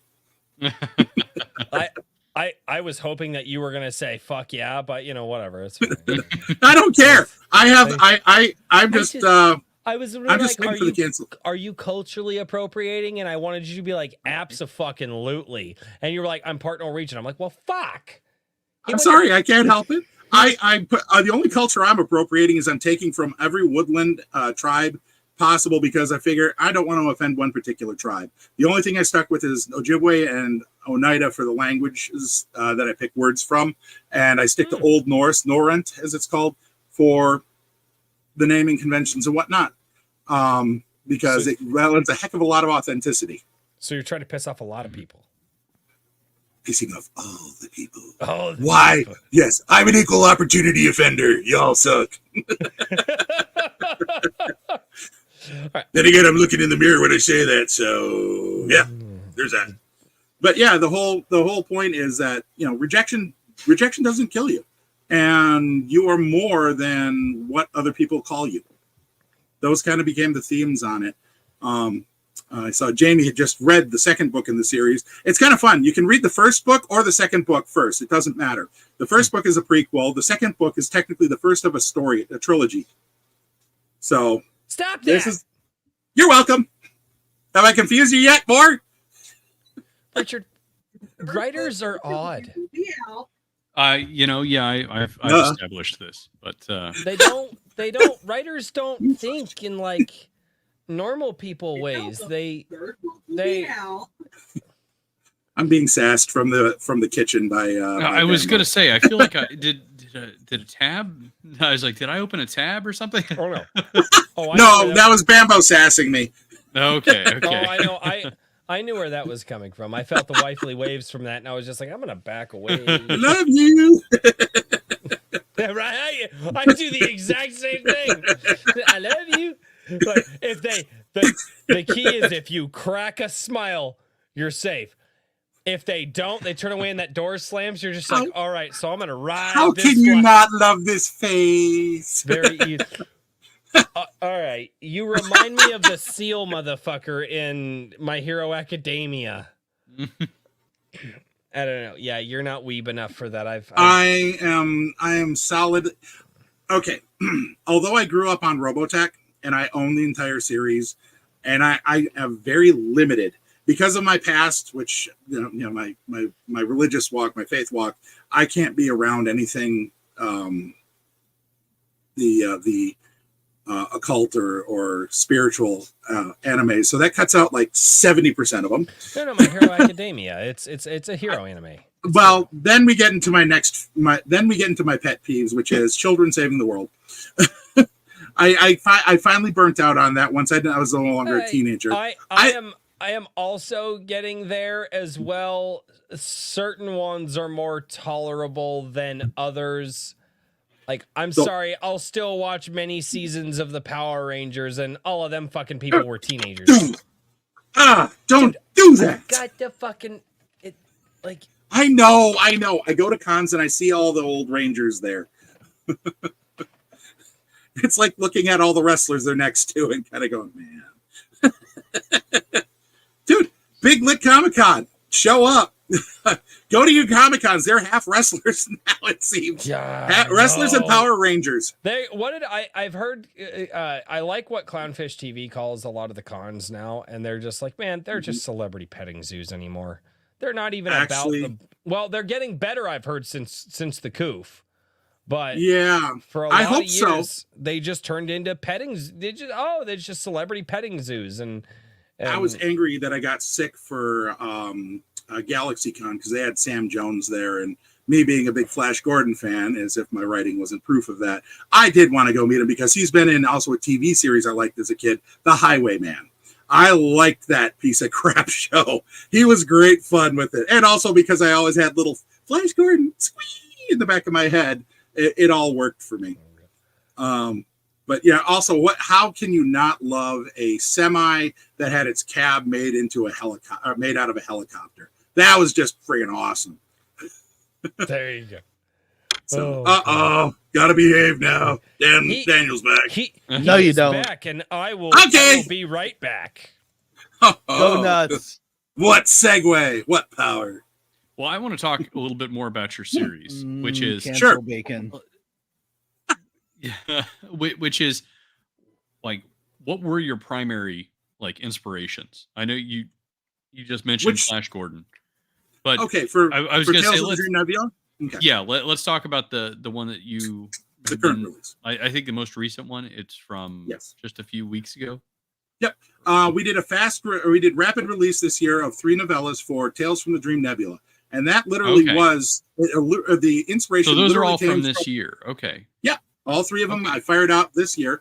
I have 2 other short stories. One that is going to be, I'm looking to do something with separately. I've had it offered for free up on my newsletter called Cold Pursuit of a Hot Case. And that sort of is a prequel to the series, which introduces you to a villain and a pair of, shall we say, chaos makers, in sort of a very James Bondy kind of opening credits, or pre-credits sequence. I just wanted something fun, high adventure. Introduce one of the villains, or is he, later on. So it's just a lot of fun action to introduce you to the setting. But Tales from the Dream Nebula literally came from me sitting at home, folding laundry, watching Flash Gordon, and watching Max von Sydow chew the scenery like a hive of termites. And I'm going, I miss Ming. That's literally the words I said, even though there was no one else there, because I talked to myself. That's how I roll. And I said, someone needs to make a new Ming, because he's just this wonderful blend of menace and incompetence that is just fun. And Max von Sydow really makes it all. I've watched since then the old 1930s and 40s. Well, there would actually be almost the late 20s, but yeah, the old 1930s serials. And I don't remember the name of that actor, but he did great with it as well. But there's that certain level of fun that I missed, and having that level of a villain, I really just missed it. And also, I watched the specials on Flash Gordon, and I was like, okay, so the production designer was bat crap crazy, and he actually threw out the script on Dino De Laurentiis and Mike Hodges, the director, and just sort of went his own way. When you suddenly had the Baron and his men in Arborea up in the trees, it was not supposed to be up in the trees. He did it that way and said, deal with it. I mean, he literally did. But he went out of his mind in creating these wonderful sets. And I sat there looking at the skies of Mongo going, you know, how you have moons, you have literal moons in the skies of Mongo. How exactly does that work? Is there a hard science way to do it? And all of a sudden I went, oh my God, I've had this thought about what that is for decades. I just didn't know anywhere to go with it. And no, I'm not going to say it because it's a huge spoiler when you find out what it is. And so, yeah, I said, I have my basis there. So that means that this is that. So my version of Ming the Merciless, I called him Zhao the Eternal and Zhao the All-Seeing Eye. And that's why in the Gilded, you see my little 10-pointed star there. That's Zhao's symbol. Hail Zhao. Yes, I have the Imperial salute and everything. Yes. And, front hand, backhand, over it in front of your face. It imitates the star and binds your hands and covers your eyes, for the all-seeing eye will tell you. But I say that he is sort of, I suddenly got his nature. And when I got his nature of who Zhao was, it just blew up in my head. I've only told 4 people what the end game story. I do have the meta plot. This is set to be written like a TV series for 3 seasons. It was originally supposed to be 22 short stories over 3 seasons, or 4 each season, 22. Yeah. But I can't write a short story to save my soul, it seems. I can write novellas. If I can keep them under 25,000 words, I'm going to be knocking on your door and saying, hey, dude, I got something for you. Otherwise, it's going to have to be serialized. Right, yeah. But it was a lot of fun as everything put into place. And I told this one editor when I was at a Realm Makers convention at one of my mentor meetings, I said, all right, I'm going to tell you this. You're going to be one of the few. And when I told her this, she nearly literally fell out of her chair. How many times can you say that about a plot twist ending where you almost literally knocked somebody out of their chair? And that's when I realized this is happening. This is going to happen. But with every good villain, you need a good hero. And so I kind of went, well, what do I need to do something. Yeah, somebody else knows Realm Makers. But I sat there and said, all right, I need to get a good hero to go along with it. But Flash Gordon, if you think about it, he actually is sort of one of the elite. I mean, Yale educated polo player, if you go by the old school. Otherwise he was football player in the other movie. They upgraded him. But yeah, I said, well, I got to write what I know at least. So I made him a sky trucker, guy that just pilots back and forth, because I wanted to consider the thing I always wanted to do was just what would happen if Ming the Merciless had won. So that's sort of the premise I start with. What would he do to Earth? And so my version of this, the Dream Nebula, he conquers the entire solar system, literally tears the Earth, all the planets apart, including the sun, and deposits the survivors into his own domain after an unknown length of time. And he rules over them, as I say, with his benign negligence. He is menacing enough, and there is actually a whole bunch of purposes on what he's doing and why they call him the all-seeing eye. He seems to know everything, but at the same time, he is not acting on everything, and nobody can figure out what the chaos is. Those that were Zhao watchers out there in the media. but he is integrated into society, but lets human society do what it's going to do. But for those who know GURPS, it's a tech level 11 society, if you know GURPS 4th edition, which is basically nanotechnology, gravity, control, all sorts of energy weapons. I do not use the word lasers. I've said, you know what? Back in the 20s and 30s, they said beams. Yeah, Daniel knows. I was wondering. I was going to say beams. Beams and rays. That's the way it goes. Yeah, Daniel knows. He actually read. Ray gun. Yeah, give me my ray gun. Blasters. Yep. It's just a lot of. It was just. I wanted to get the flavor back in, and so that's what I went for. So it's not an infrared laser. It's an eye ray or an eye beam if you want to be cute about it. Yeah, you got the death rays. You got your E beams and your U rays. Yeah, it's just kind of fun, and I just sort of went with it, and it was a blast. Yeah, RH Snow there and Dojo. I do have a currently I do have a ComiCon or Gaming Con 2-shot set up for GURPS that I can run, and I would definitely want to stream running a game. So I have 10 characters to choose from. You go, and it's a 2 to 3 part adventure that people would get to play. And that was just sort of my fun thing to do at the local cons. And ultimately, I will turn that into a novel as well as a gaming book, world book, and things like that. So, I mean, I do have plans to go beyond.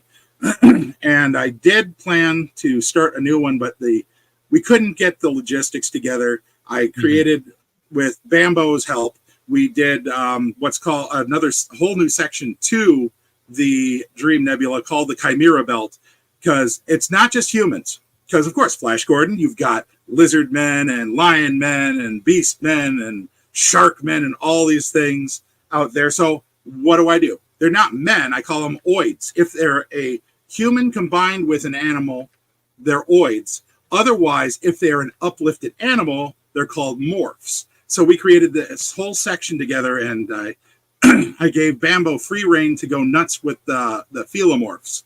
So all the big cats uplifted to this level of sentience, and humanity has to kind of deal with the fact that you've got other species based off of you now because Zhao made them. So deal.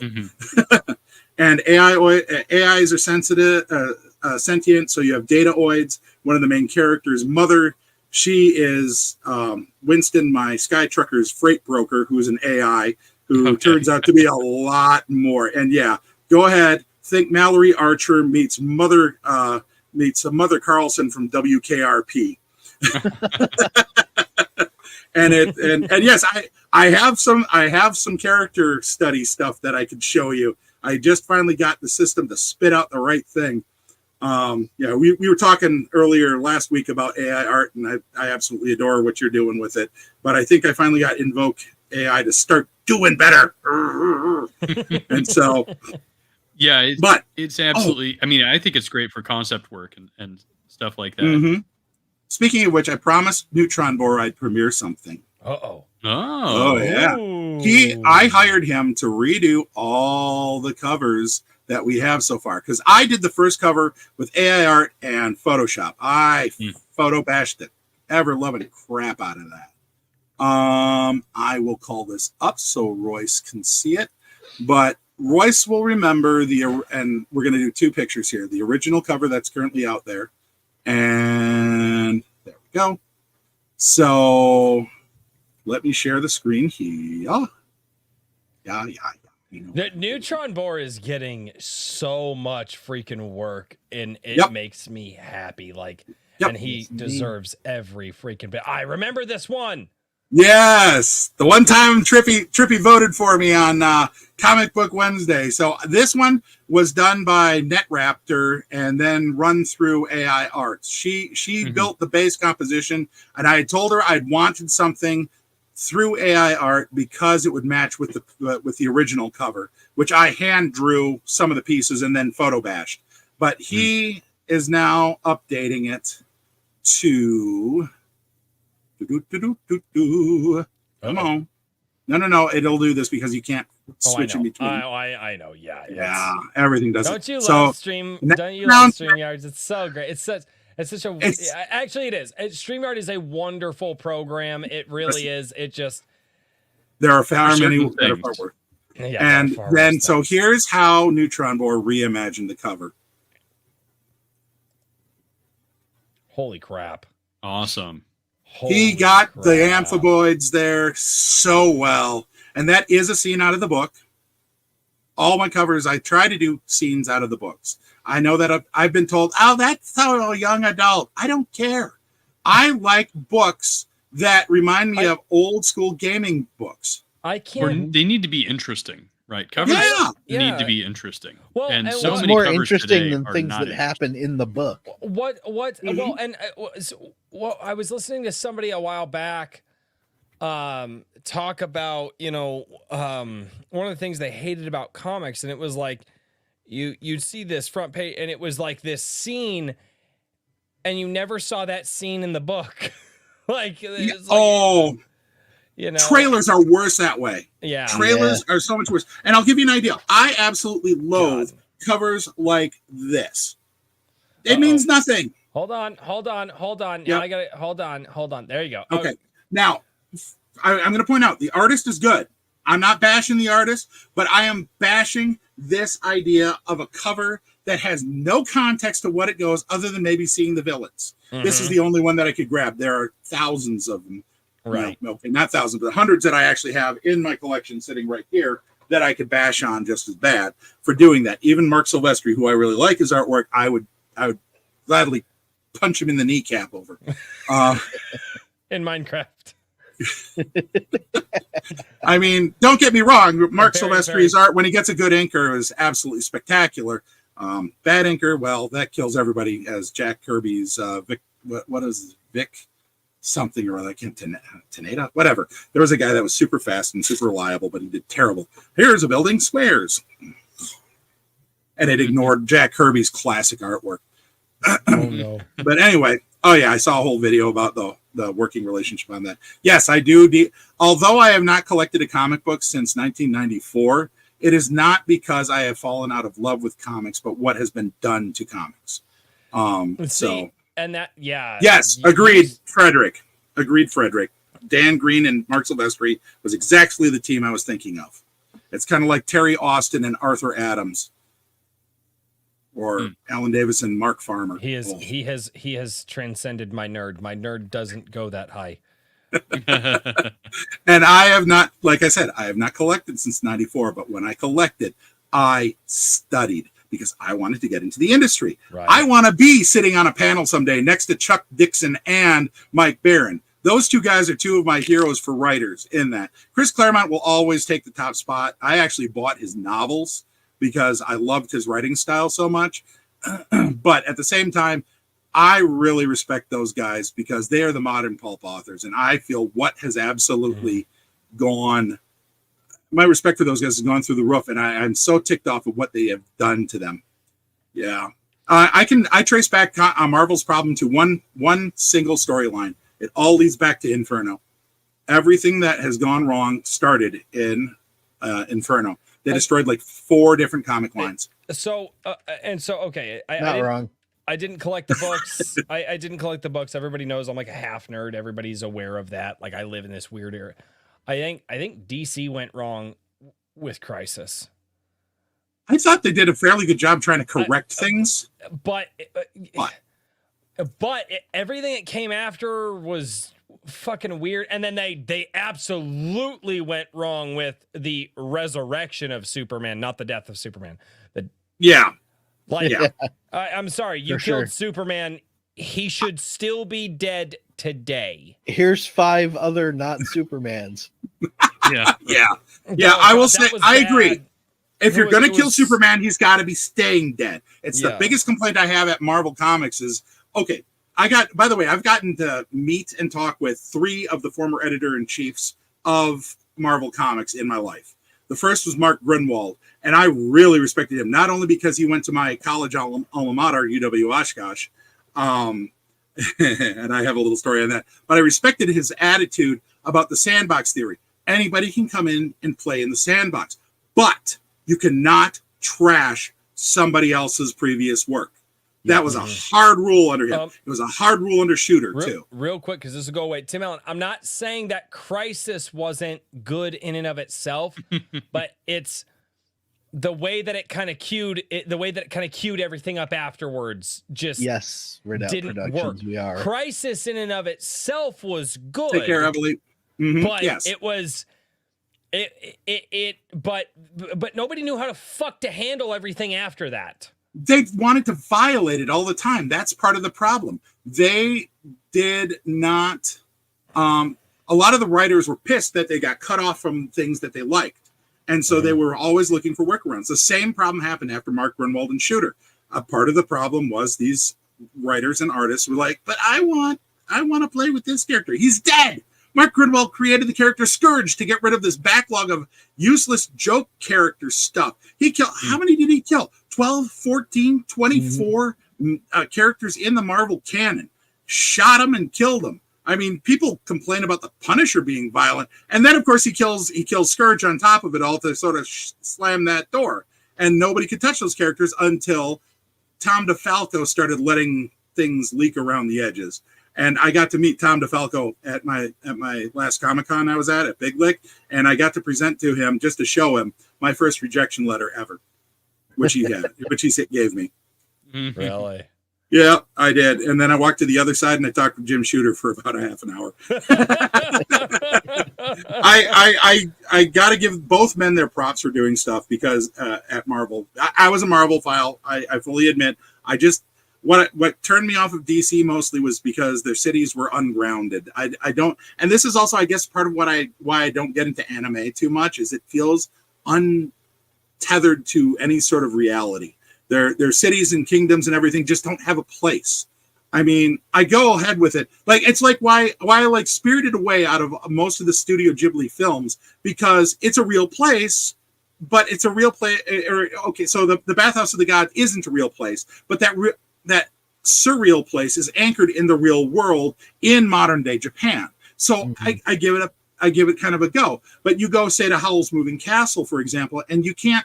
Where are these places? And I know it's based on a novel, and it isn't anime per se, but they gravitate to that kind of thing. And I know that it happens elsewhere too. It's just most obvious to me in anime.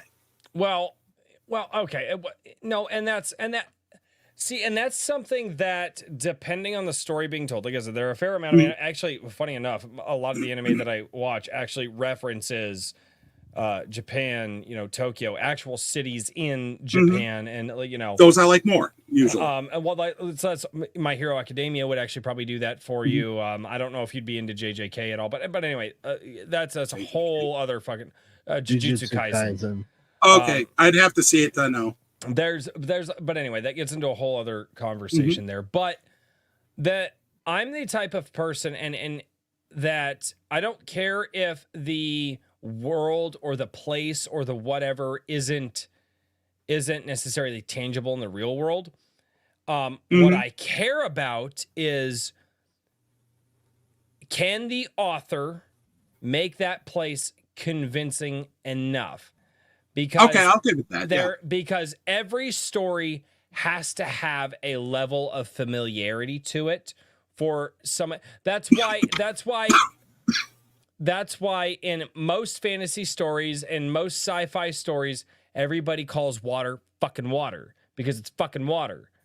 Right. If somebody tried to come up with a new name for it and they tried to make everything so foreign, what gets people invested initially in any story is some level of familiarity. Now, I am convinced there is a percentage of familiarity that goes from not liking a story for the general population to liking a story.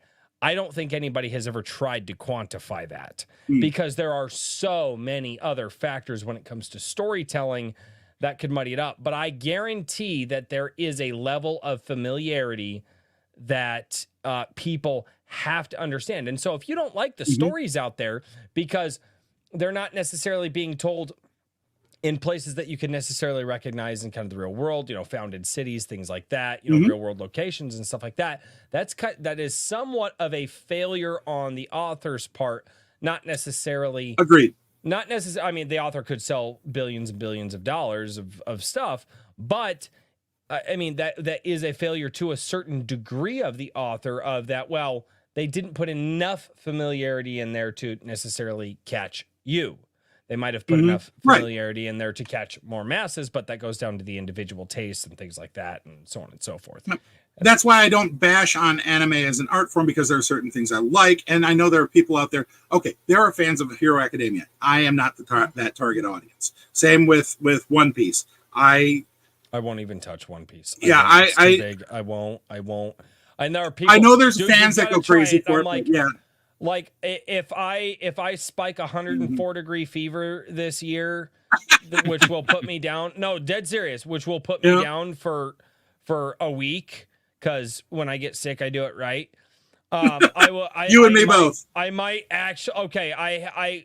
Well, I'm sick. I know I'm going to be sick. I know I have at least 5 days of being in bed. I might at that point just binge One Piece, and I'll catch every 35th episode as I go in and out of consciousness.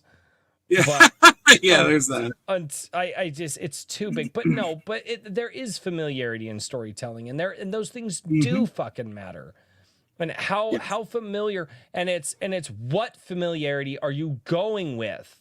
What are they thematic familiarities? Are they plot familiarities? Are they character familiar? What is familiar in your story that you're bringing to people? Right. I wish I could remember the author I heard an interview with, who basically gave one of the best bits of advice when it comes to creating a series where you're where you're world building. And he said, it's not that people will disbelieve that people can ride flying dragons. They will do that, but you need to get the details of the saddle right. So if you get the details of the saddle right, your readers will believe that dragons can be ridden by people. There's a certain amount that you need to do, and to the whole point of about adding different and strange words. I was told back in the day that people will only take so much uniqueness, and it's usually a 90-10 rule. I'll go as far as 80-20. I'll follow the Pareto principle on that. They'll take 20% new, but if you go farther than that, and that's pushing it, that really is. It's 10 to 20% you'll get away with. I want to bring this up to you, because this leads into a conversation I think Daniel and I were having backstage a while back. This was a backstage conversation. I don't know, Daniel. We had a fun one today in Laureate this week. Yep. Okay, so here's what people can do. I don't know if people know this or not. Actually, I do. Authors, pay the fuck attention. But the English language has more words in it than you use on a daily basis. Some of those words can be considered old-timey, and some of those words can be a little bit more innocuous. However, over 175,000 words in the English language. Yep, and we use 2,000 on a daily or in our not even on a daily basis, in like a yearly most basis.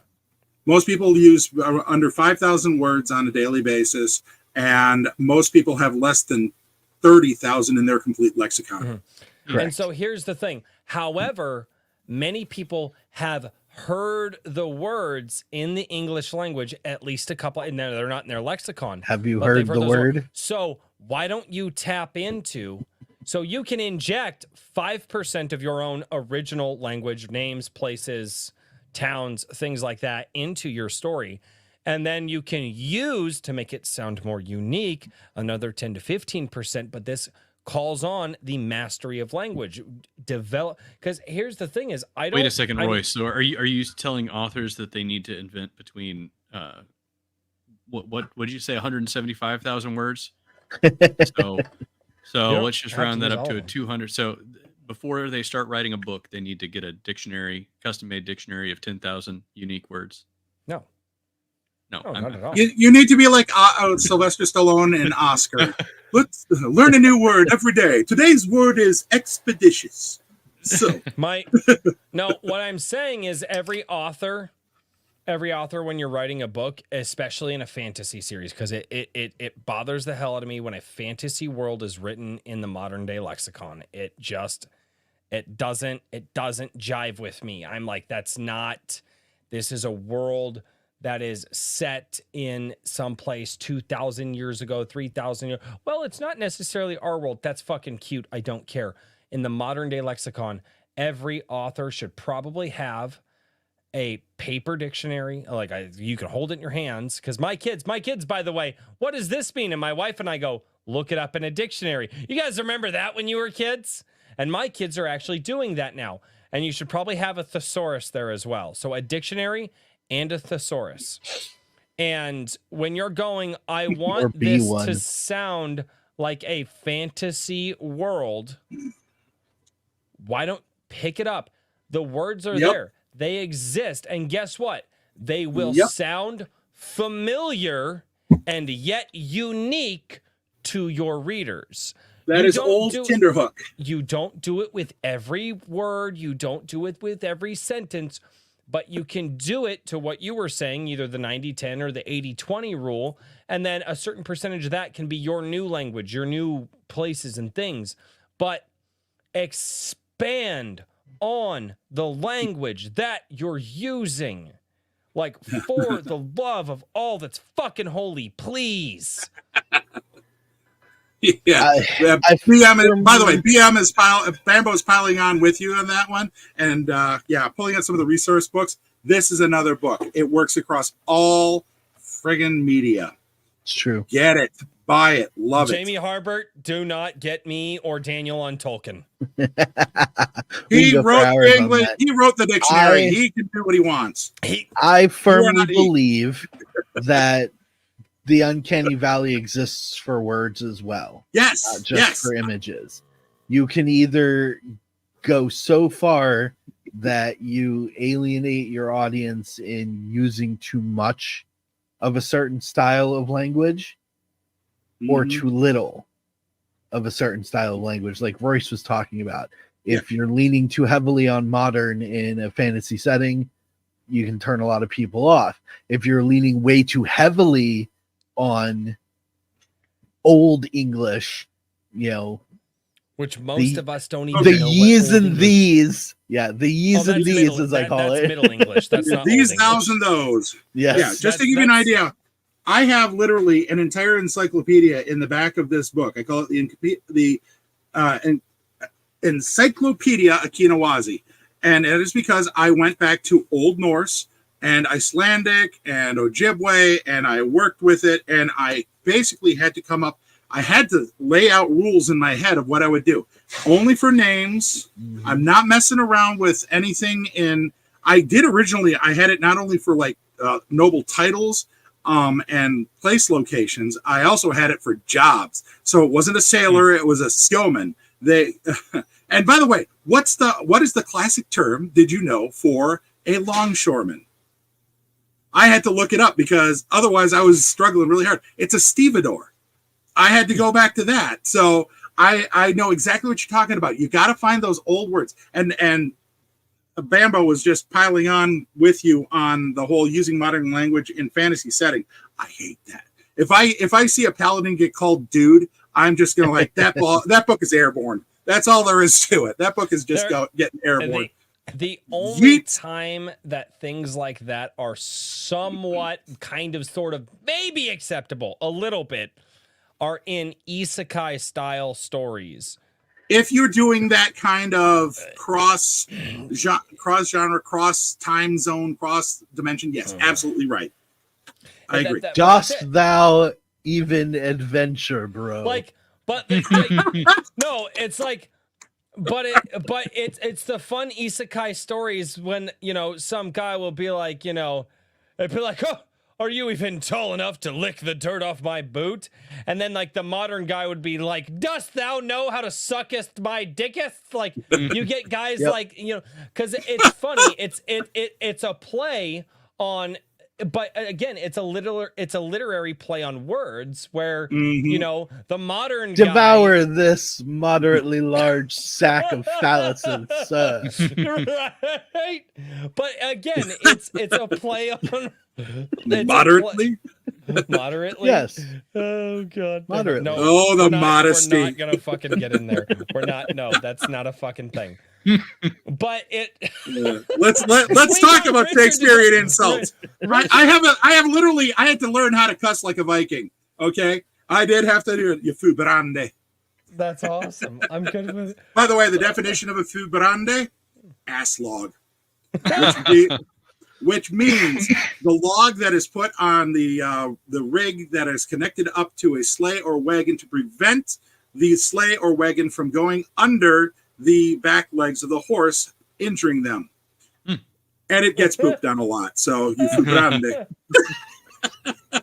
So you are a horse poop covered log.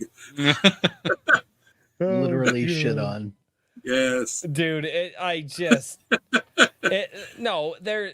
God, That's correct. Guilty your head. That's correct. Just a moderately sized bag of dicks. He's modest. What can we say? It's reasonable. You know- Reasonable. Yes. Yes. Oh, God. Oh, And we're going down. Going down. I'm gonna Happens put after on my the- third, I'm gonna put on the fourth drink. sunglasses whenever it's time for me to leave. Now on. Oh, okay. I know Royce Oh, likes I them so much. I'm not wrong about Tolkien. Oh my god. Don't even take the bait. Don't take the bait. Goose from It's Goose the fucking from hedge. He Well, knows. ignore the hedge. Trim the hedge. Who cares? That's no woo. Let's woo. let's I know him allow from another community. No. let's allow rose covered glasses over there to skip out. I'm gonna be stepping out here. I'm gonna drop links. Let me drop links. Anvilmagazine.com, ironage.media. Yes. Oh yes. god. I'll be getting the short story and poetry voting going tomorrow. So keep your eyes very peeled cool. for that. And I'll be doing a live stream on Sunday. And if I get, I'm not sure, I'm going to set some kind of goal, and I'll put these on for you guys if you behave during the chill stream. He thinks we can Richard. behave. Richard. Yeah. I have, before you leave, I have a question. I have a The question. fuck is on your face? I have a question.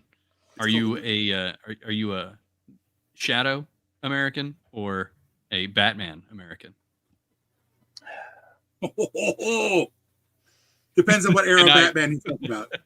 Good night, everyone. Tell John, Paul, and Ringo I said hi, Richard. Wow. That shot was so cheap it got changed back.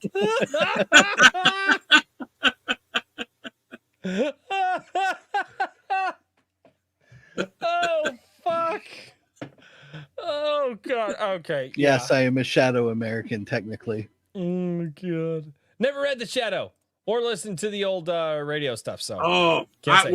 when I used to He drive knows truck, what evil lurks in the hearts of men. no, I When think I think I've heard one or two when I was very young, They're but good.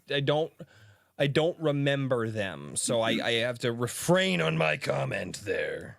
I used to drive container intermodals Ugh. from Green Bay to Chicago. Yeah. Get fucked. That I believe was the other title for the job. Technical term. Very inside trucking. It was there on But- the help wanted ad. Want to get fucked? Sign here.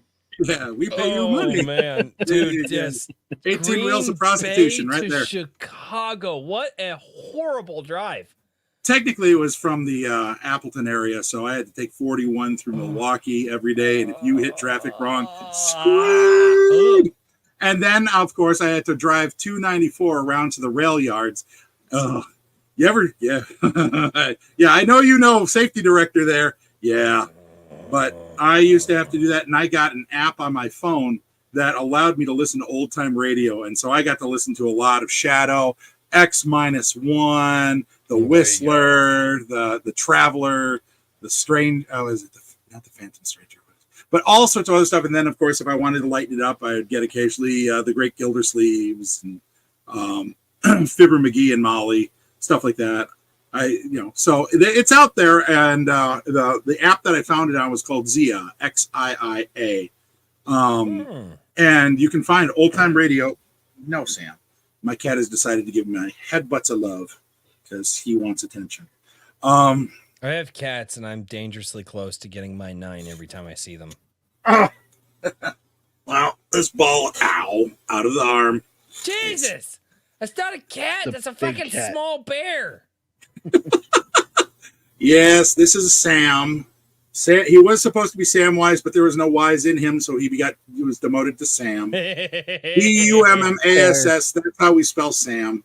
He is one of these cats that we're not sure if his eyesight's going, so he is ultra skittish at times, but he's the only guy that lets me pick him up.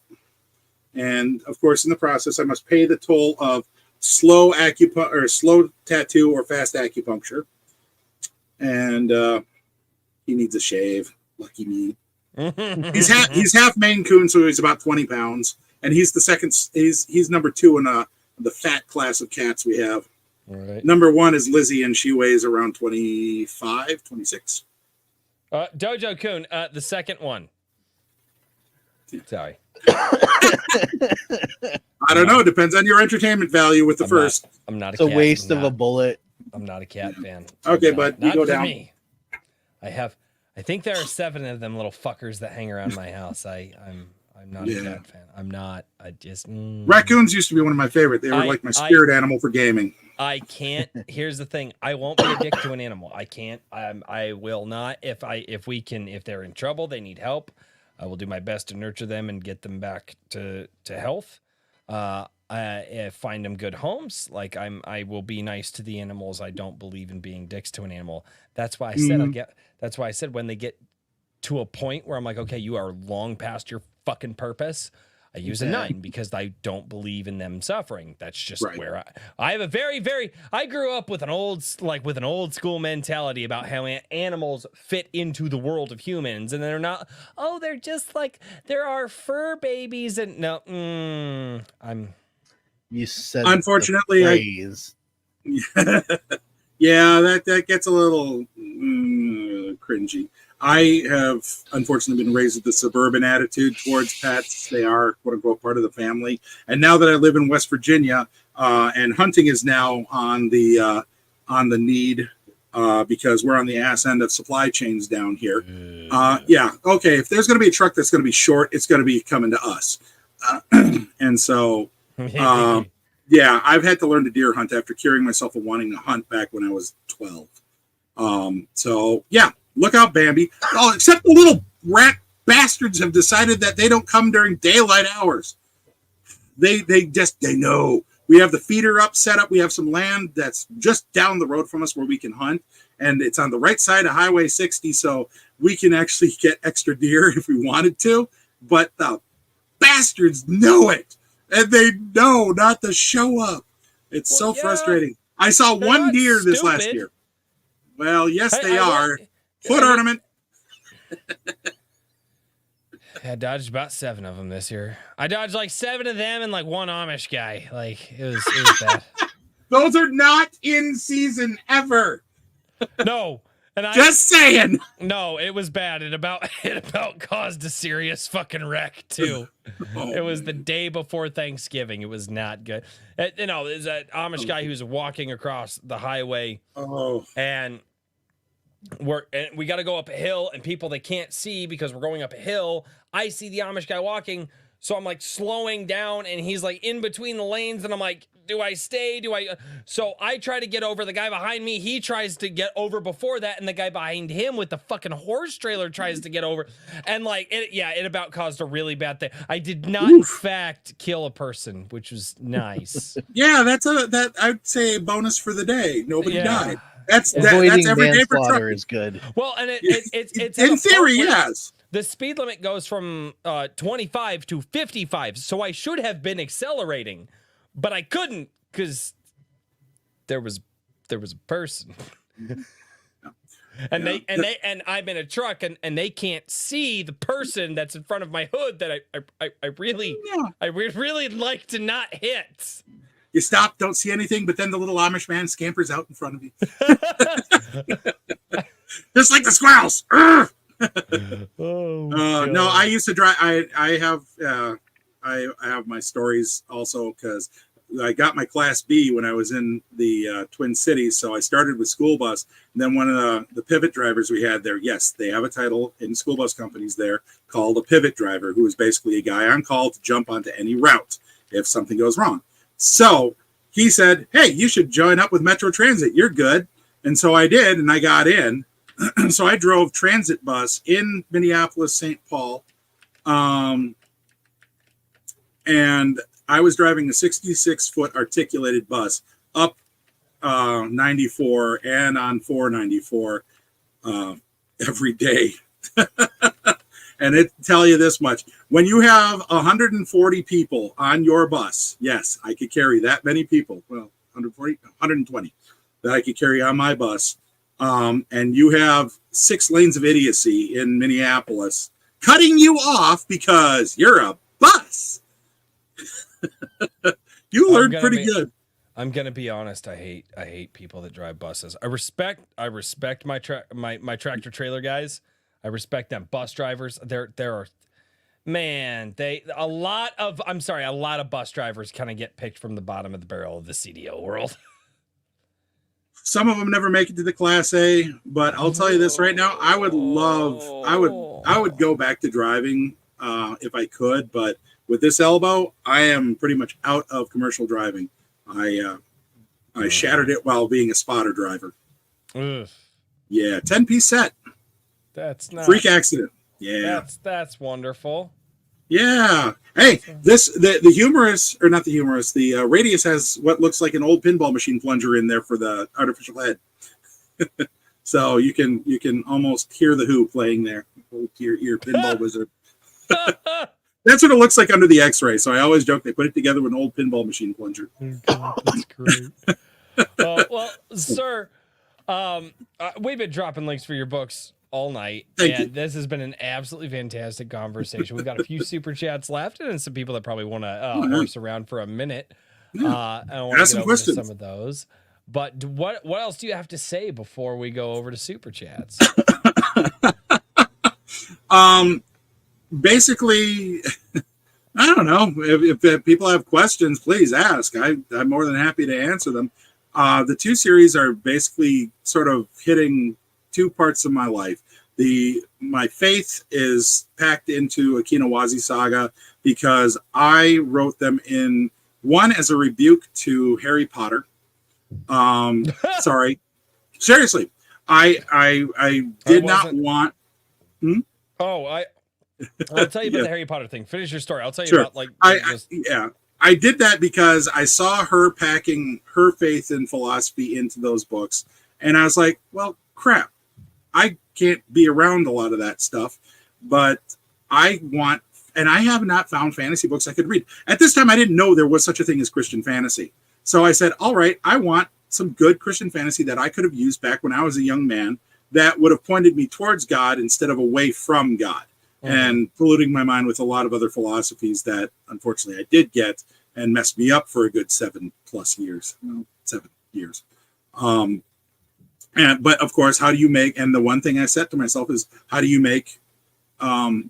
put literal Christianity into a fantasy setting? And it took me a long time. That book was 13 years in the process of me going from literally one sentence in a D&D game. Yes, I am that old school nerd. I started playing D&D in 1980.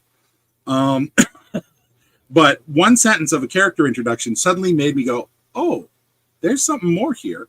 And then it just took 13 years to sort of get all the premises put together. So putting literal Christianity in, I said, well, where can I have a fantasy setting? Because fantasy's got to have the magic. It's got to have the supernatural and all the fantastical things to it. So I went, wait a minute. I do have a natural division in history. It's here there be monsters. Before the discovery of the new world, there was unknown. Beyond the edges of the map, there be dragons.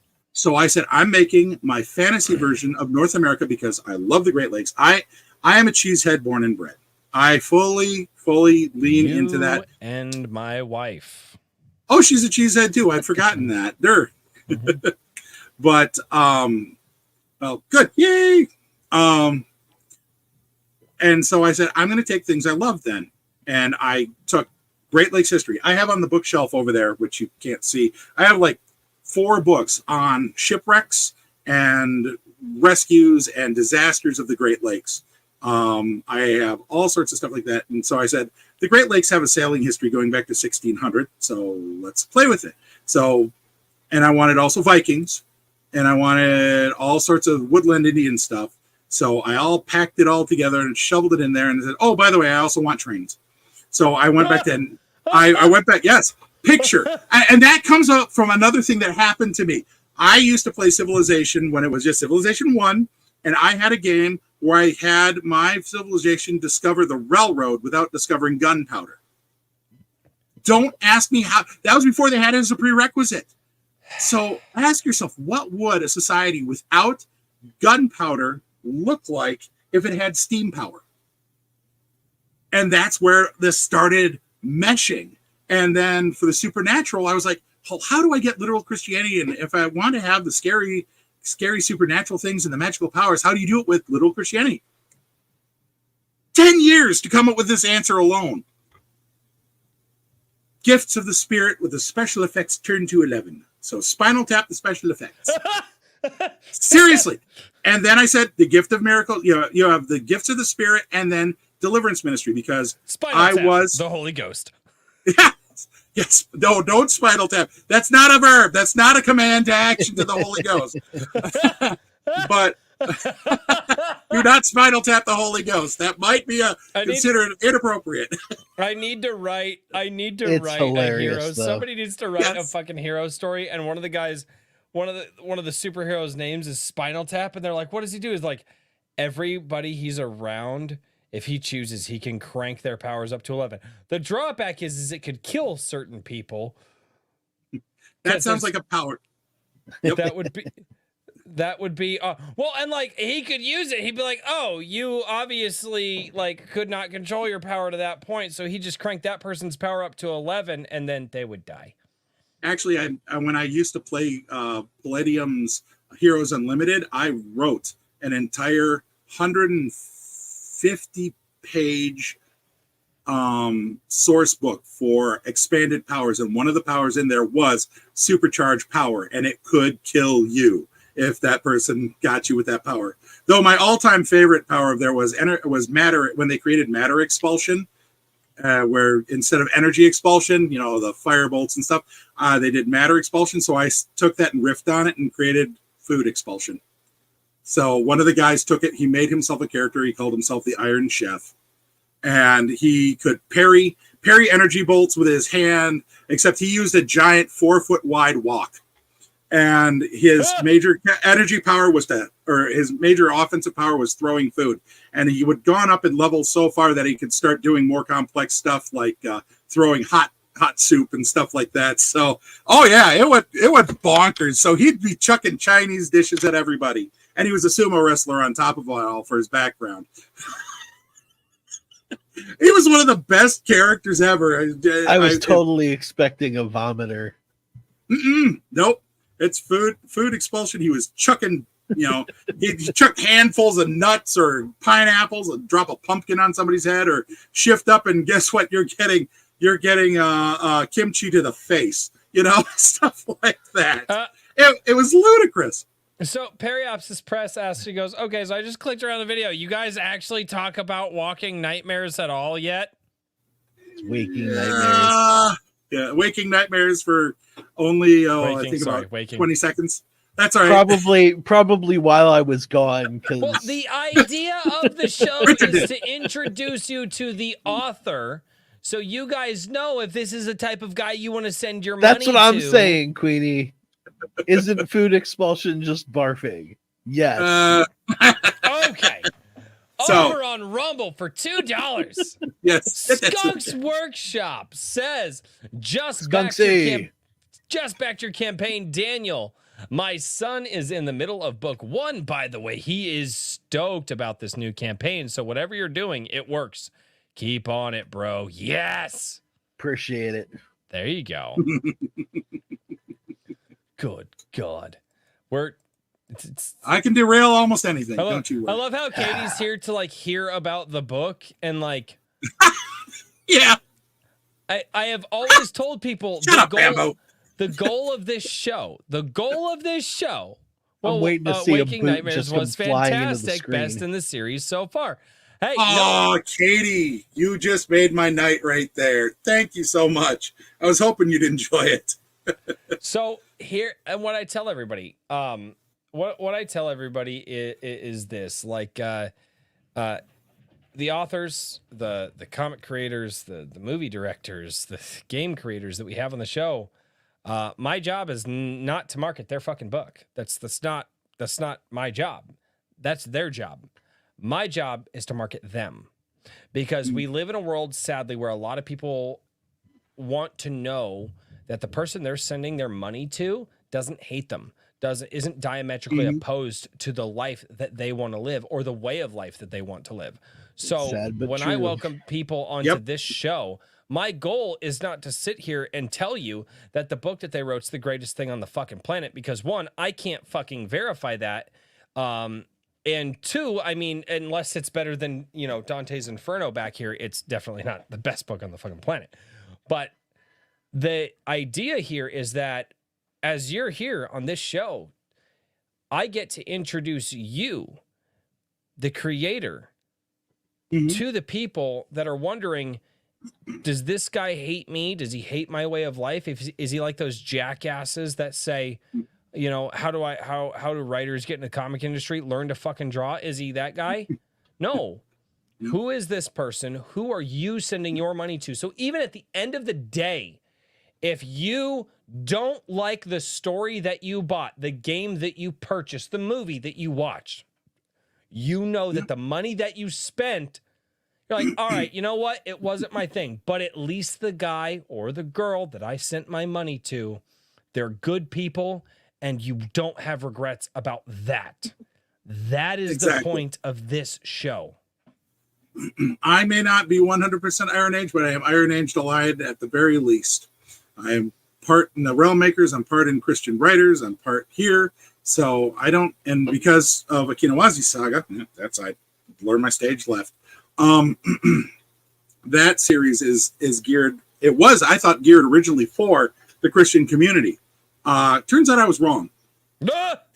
I'm not kidding. I can't, at least I'm not like, okay, I'm not going to use that analogy. That would make my parents cry. Oh, okay. But anyway. No, use the analogy. No, do it. Oh, okay, never mind. Do it now. Okay, I'll just say Bill Clinton uttered it recently. I'm not that bad. Bill Clinton about his wife's election run. I'll just leave it with that. But anyway, read out. He's throwing down. Daniel, look out. We just went round and round on his Discord on that. Movement. It's a time period. Correct. I would say the Iron Age is a school. The same way Realm Makers is I will school. say this: if the Iron Age becomes a movement, every fucking writer who associates with it will fail. I go on the movement. I'm going to say the Iron Age is not a movement. The Iron Age is something in the movement. In a greater movement that's happening organically all around us with the indie publishing. Well, yeah, indie publishing is kind of like the movement thing that's there. Sorry, Katie. But the Iron Age itself is, again, age is a denotation or demarcation, whatever word you want to use there, an age, a time period, Iron Age, like the golden age of comics, the silver age of comics, the Bronze Age of comics, and then whatever the fuck the 80s was. I forget what they call that one. That was a little weird. But the 80s. The 80s. Yeah, it wasn't 80s. The Silver Age. The 80s age. No, when 80s. you say it, you have to stop for a few seconds and just stare as the bombs go off and you have a moment of trauma. Right. It was That's where you the gotta throw your 80s. glasses on. That's where you gotta throw your glasses on and just have an explosion behind you, and it's Yep. It was the 80s. Yeah. the 80s. No, it's not a It movement. was a it's different time. Thank God Yeah. I wasn't there. The 80s was weird. The 80s were awesome, man. You missed out. Sorry. I Um, was there. Anyway. yeah, so are my parents, and they're like, yeah, it was the thing. My dad got in a lot of trouble. So I'll loop it back around and say that I think there's a bigger movement happening around the Iron Age. The Iron Age may be a school, it might be a period, but regardless, because Katie has questions, and I don't want to disappoint. And here's what I've told people: don't get fucking hung up on the name of the Iron Age, because in a few years it's going to change. Don't get so hung up and I mentioned that. Be like, we are Iron Age. So fucking stop. You're writers, you're creators, and the Iron Age is a really good hashtag to let people know your sentiments as a human being. It's a really great hashtag to use to if you say, hey, I'm in and around the Iron Age, or you just hashtag Iron Age. Say, hey, here's my book, hashtag Iron Age. It's a really good way to let people know that you probably sympathize with a lot of their sentiments in life. And that's a really great way to connect as a creator to your audience. The idea that we're going to use this as some sort of a fucking movement where we're going to have a president and then we're going to have, I mean, if you look at what happened to Comicsgate, it became this identity. It was their identity. Stop it. I don't even understand Comicsgate or Gamergate. And now people pissed off. And now there are 75 different Splinter Cells, and all it is just people fucking yelling at each other. If that's what you want, start electing fucking leaders and all that shit. That's fucking great. The name of the Iron Age is a great fucking hashtag to network. That's it. It's a marketing tool at this point. It's a marketing tool. It should be treated as such. The idea that it's treated as it does not need to become this holier than thou fucking social religion like what Comicsgate became. If it becomes that, it's dead. Loud noises. Loud noises. I agree with 10 Cage. There you go. Oh god. Tolkien was Mithril Age. Oh fucking shit. Okay, I'm gonna loop back around again because what distraction? Jingle jingle shiny. Note the hair color. There. I just say skull. Yes, I am Doug. But the one thing that with Akinawazi Saga, and it sort of loops around to stage right, left, that way. The book's behind me. That is the one thing I didn't want to do when I was writing this as Christian is I didn't want to preach. That's something that absolutely peas in my cornflakes. I hate it when people use entertainment as an excuse to preach at someone. At that point, you're no longer an entertainer, which is the point of being a writer as far as I'm concerned.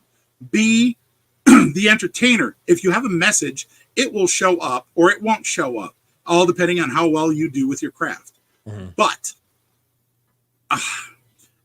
I didn't want it in there. So yes, you are dealing with a lot of religion because you've got what's becoming a splinter of the Catholic Church based around the gifts of the spirits as they become supernaturally active, and they sort of twist everything around because at the time that the Vikings settled, they were being controlled and not controlled, evangelized and converted. That's the word, not controlled. Converted to Christianity by the monastic orders. So they all came from the monastic orders. So the fucking humor in what you just said. What? No, they weren't being controlled. They were being evangelized and converted. That's the one. Sorry. Well, both are true. The way that you fucking said that. I know what you meant, but I can't hear it. No, we don't control people. We evangelize. I make you believe the way I want you to. Okay, I meant convert because I was referring to the historical event, but yes, control is accurate. I am just, yes, I am blind. Oh, They're gonna have to deal. Yeah, the Jesuits, that probably was the case, but but the Jesuits became my Ragnarites, who are they became my paladins in my setting. They're the only ones that use swords, other than nobility. Otherwise, they get the axe. Also another big thing I did to the setting, just because I wanted to make something atypical. There are no horses, not a one. When they came over, they all died. So what do they ride? And I like I said, I made a fantasy version of North America. Well, I gave them llamas and alpacas, and since they have the Sami, you bastard, they tamed caribou. I thought you were gonna say that, like, the North American lion still existed in your world. There are pumas, and there are panthers. I mean, like the North. You know about the North American lion, right? Look into actually, it could potentially, if you ever look into the megafauna, look into the megafauna species that were here in North America prior to the collapse of the ice walls. Congratulations, that is probably going to go in the book now. I never knew they existed. Yeah, I take all the supernatural creatures from three places: Native American myth. Come on, brain, learn to brain. Native American myth and lumberjack lore are the two biggest. Yeah, why am I not remember? And cryptids. Cryptids. American. Look into the megafauna that were in North America. I mean, there were mammoths. The North American camel was fucking huge. Forgotten those existed. Yes. Then there was also the Great North American Lion, which again all got wiped out at the collapse of the at the ice walls at the end of the epoch. And no Mothman, too modern. Sorry. Yes, you're right. Put a saddle on him, you'll be fine. No. Little Andean for $5 over on Rumble says, but gosh dang it, Bryce, I want to yell at people. Little Andean, calm the fuck down. My job is to yell at people. I don't know what your job is. We've never actually talked about that before. Maybe you should let me know, because maybe your job is to yell at people. I don't know what you do. I think I upset him. I'm sorry, but you gave some really good points. I'm going to definitely consider that for book 4. No, it's really fun. It's really, really fun. I'm actually one of those. I have giant crayfish. I'm actually one of those guys. Squirrels. Actually, there were North American dire wolves too. Those things actually beat out the dire wolves that we know of that were actually over in Scotland and Ireland and all Very that. cool. They were actually bigger than them, which is fucking terrifying. I'm actually one of those guys that if you actually look back far enough into the history and you understand that the Bible was actually passed down orally as a tradition for many thousands of years prior to it actually being written on paper. The flood that happened, which was the ice continent, which was in the northern hemisphere of the planet. As the planet started to heat up and those oceans started to form and the ice walls collapsed, the sea walls around the planet rose 40 feet. We say that doomsday happens if they rise 1 to 3 in our modern day. Well, imagine you live and a lot of coasts, and keep in mind, it's very popular for us to live by water because that's where food is. That's where also water is, where we can purify things and we can build farms off of. Well, now all of a sudden you have a seawall that rises 40 fucking feet. Sounds a whole lot like the fucking flood. Oh, yeah. Like, and the flood, and for people who are like, oh, the flood didn't happen, then why is it that every ancient religion on the fucking planet has a flood story? Not just Christianity, no, all of them. Every single fucking one. There are fucking cave paintings from like 10,000 years ago that depict the fucking flood. But it's just a fucking myth. And people all over. Never mind. All right, I'm not getting into that. The rant stop. Somebody pulls the emergency brake. I'm not going to stop him. I know you're not You gonna. You're egged an me on encouragement. 2 weeks ago on Otter's stream. You and Otter both are like, and Otter was like, "No, I'm good with it. I'm fine." Yeah, It's and all that of course, that of course takes into account whether or not you believe in old or young Earth creationism. And actually my mom taught me this. I said, "Hey mom," I said, "Well, if the earth was created in 7 days," and she's like, "Sweetheart, we say that because we have to understand time, right? We have to understand time as human beings." And so God also understood if he's going to give his words to us, we need to understand them. So he gives us the words to write that we can understand. But she told me flat out, she's like, it could have taken God eons. But what you need to understand, eons for us, but in his timeline, it was a blink of an eye for him. My mom Until told I me read that when I No, was a kid. Tim Allen. No, my mom told me that when I was a kid, and I was like, oh.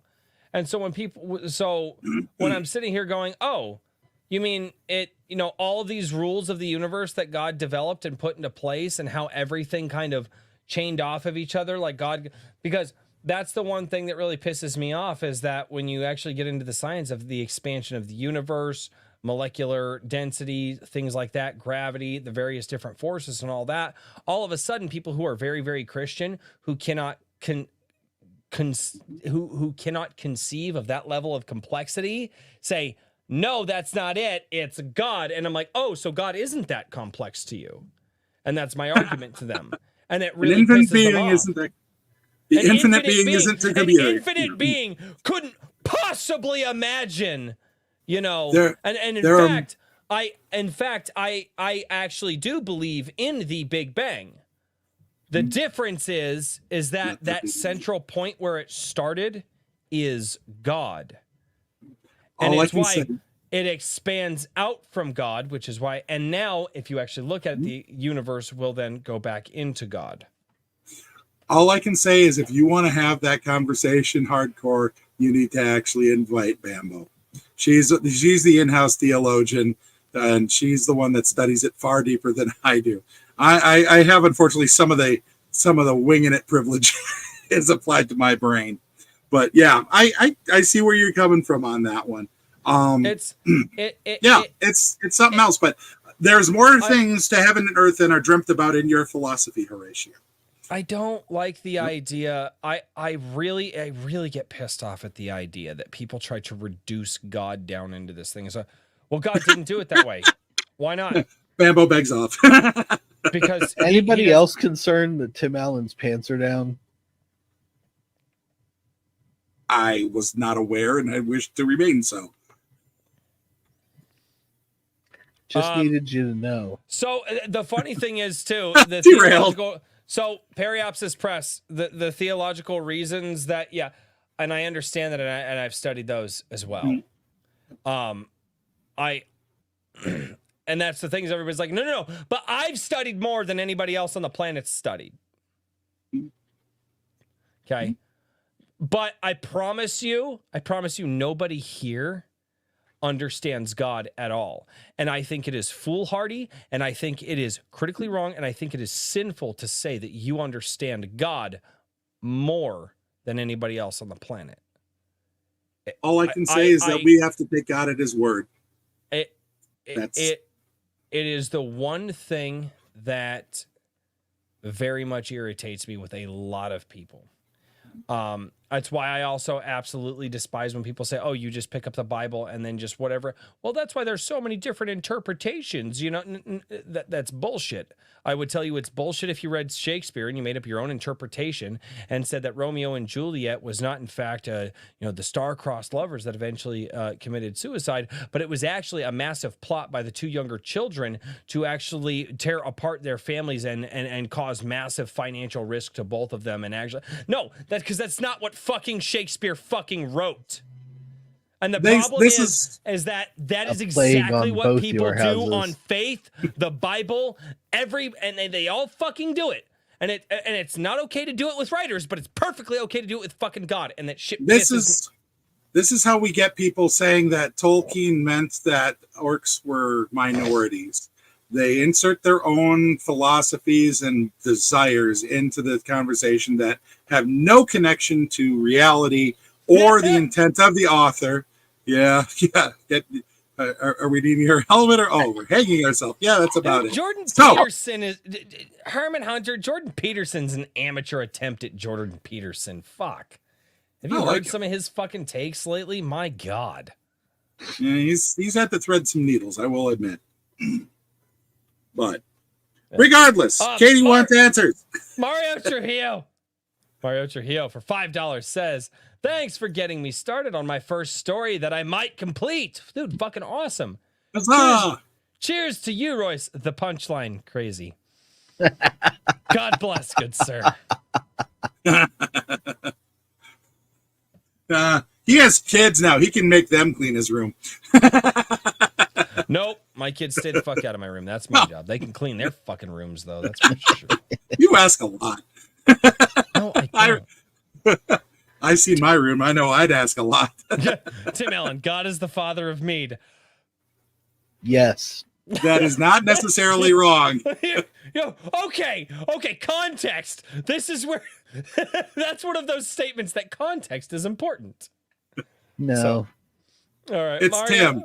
Yeah, it's true. Mario Trujillo for $5. I had a buddy who had to drive an 18-wheeler from Detroit to Chicago.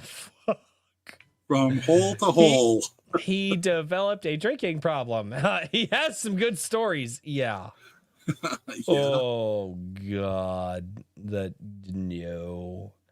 Ram for $2 says, "Give me a fucking rant, Royce." I think I've gone on a few of them at this point. Yep. I do tend to bring him out of you on occasion. There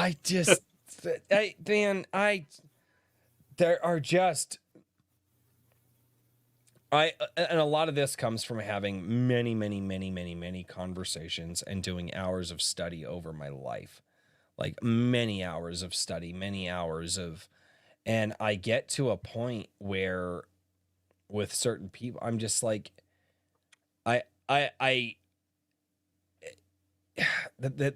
after you've heard an argument so many fucking times and it doesn't make sense, you just look at people and you go, but the idea that you're not even in that you're trying to not even quantify something properly. It just bothers me. And it's part of the reason that I get so fucking frustrated well, that's just my personality, but that's actually part of the reason I'm so frustrated and pissed is because I'm so just frustrated and pissed. But yeah. Oh my, where are my pearls to clutch? In surprise. Okay. Okay, there's a question. There you go. Talk about finding the hook back in. Is the Dream Nebula purgatory? Purgatory was not actually ever directly Purgatory and even Limbo to a degree were not actually ever directly referenced. That's actually something that was that was something that was insinuated later on, mostly due to Christianity at the time. And if you if you actually look into the writings and things and certain things actually go, one, we don't actually still have we don't actually have the original the original Bible, because it wasn't called the Bible until Constantine put it together at the Council of Trent.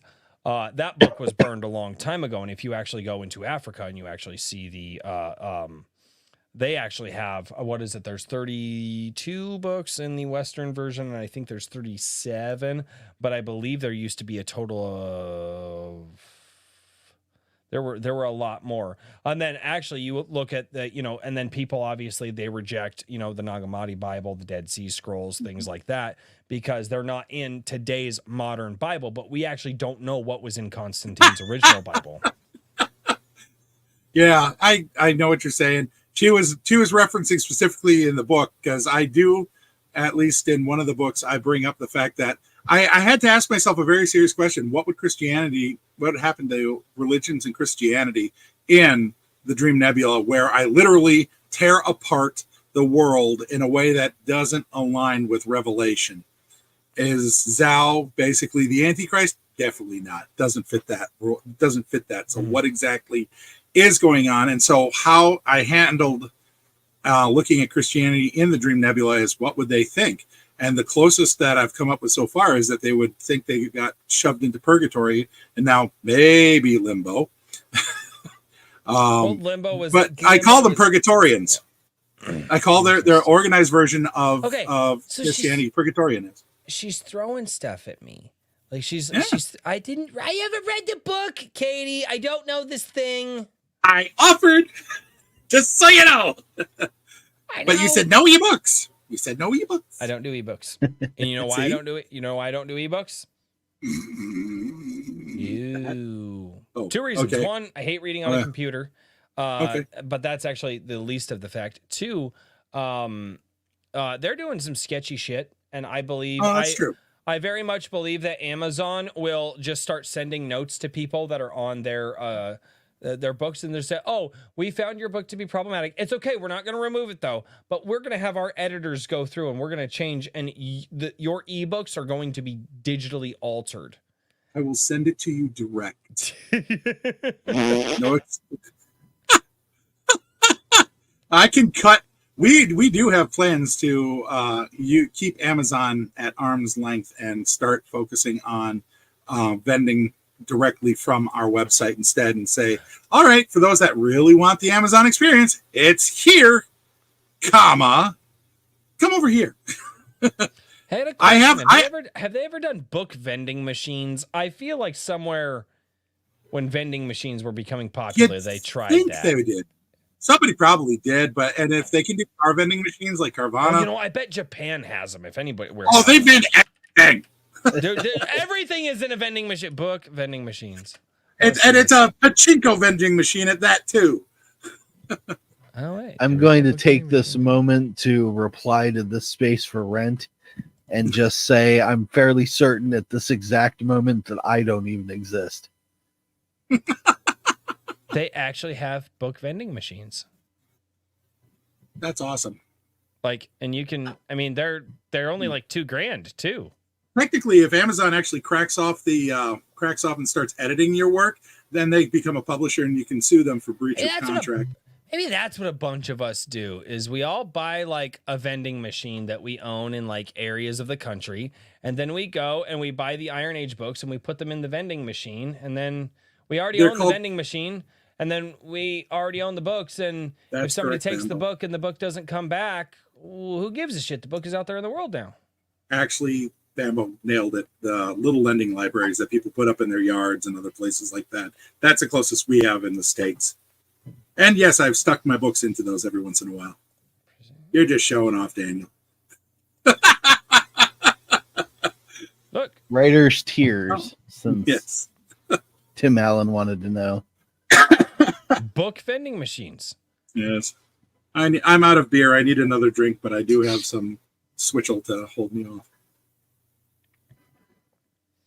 Good God. Switchel. And more I was showing off the level of whiskey I had left in the bottle than And that was opened at what time? 8 o'clock?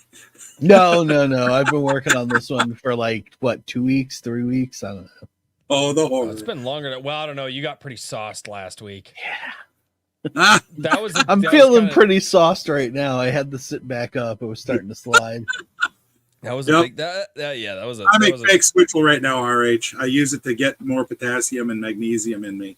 So I found a recipe to do it with, believe it or not, cream of tartar and food grade Epsom salts. Works really well. Sounds horrible. Well, okay, so Switchel is basically Roman era Gatorade.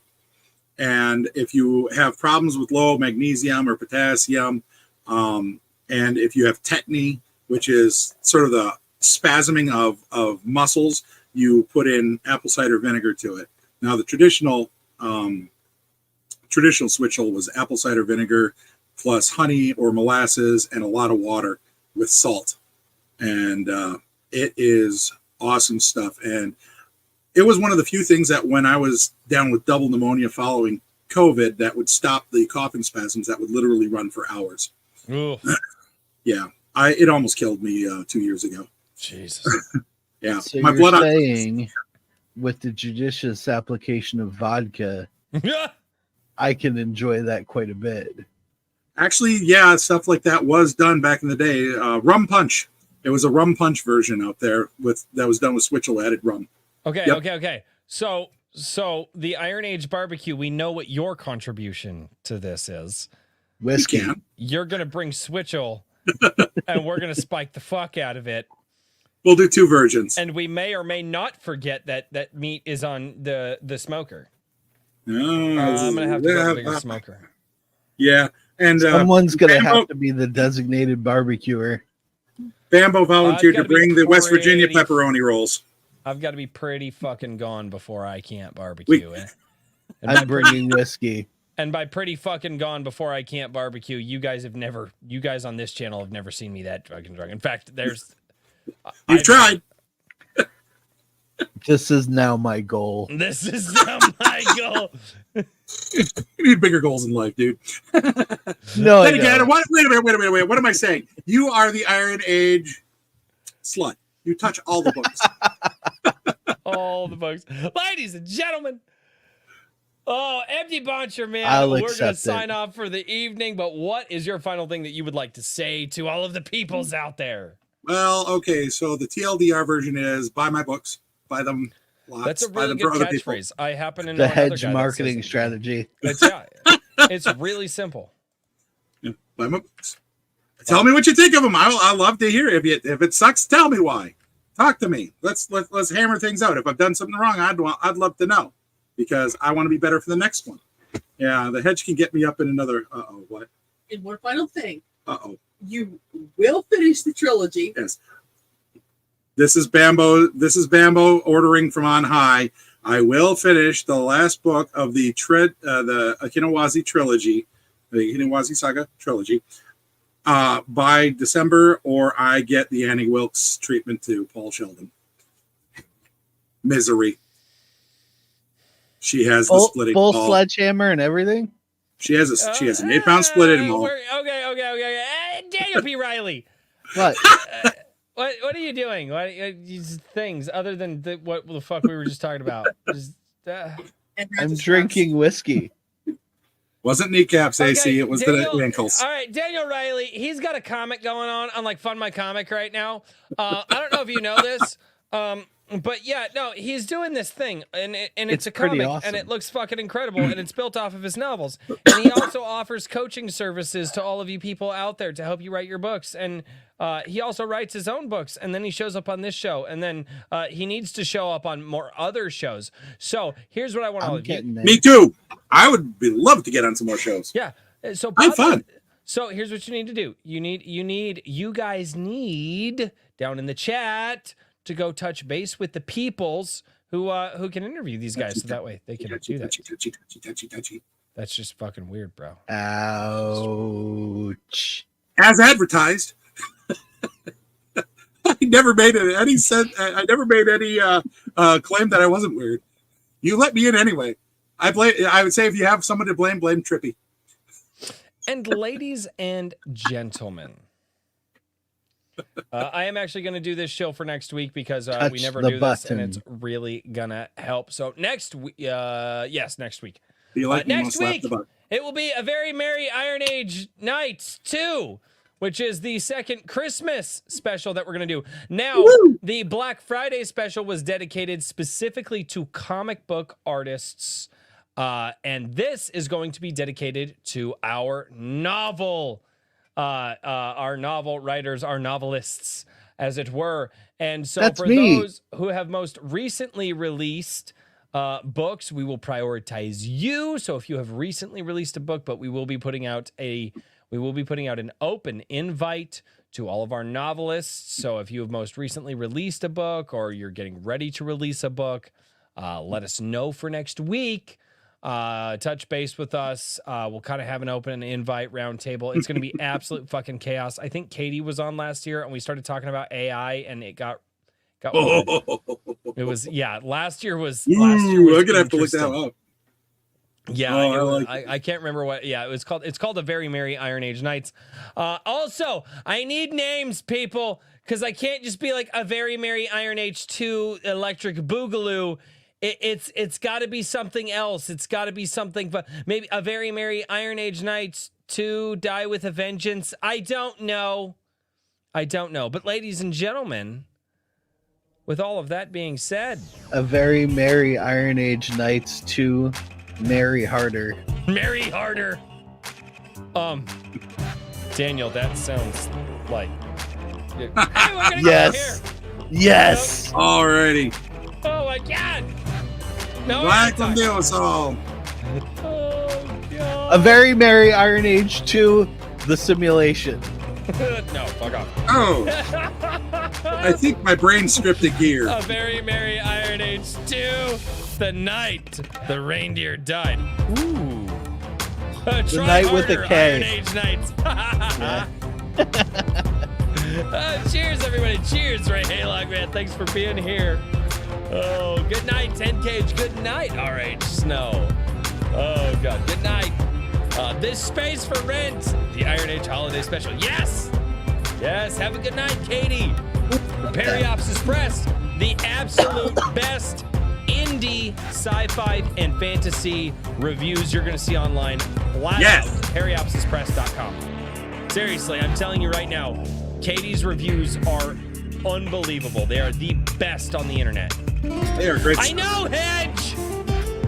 Go to bed, Hedge. God. Show's You know- over. Nothing to see here. Move on. I curse you with success. Yes, you. Well, thank you, good son.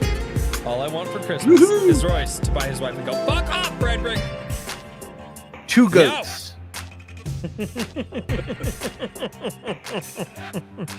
Ladies and gentlemen, thank you all so much for being here on Iron Age Nights. Tune in tomorrow night for Star Shatter. And until next time, cheers, everybody. Good night, everybody.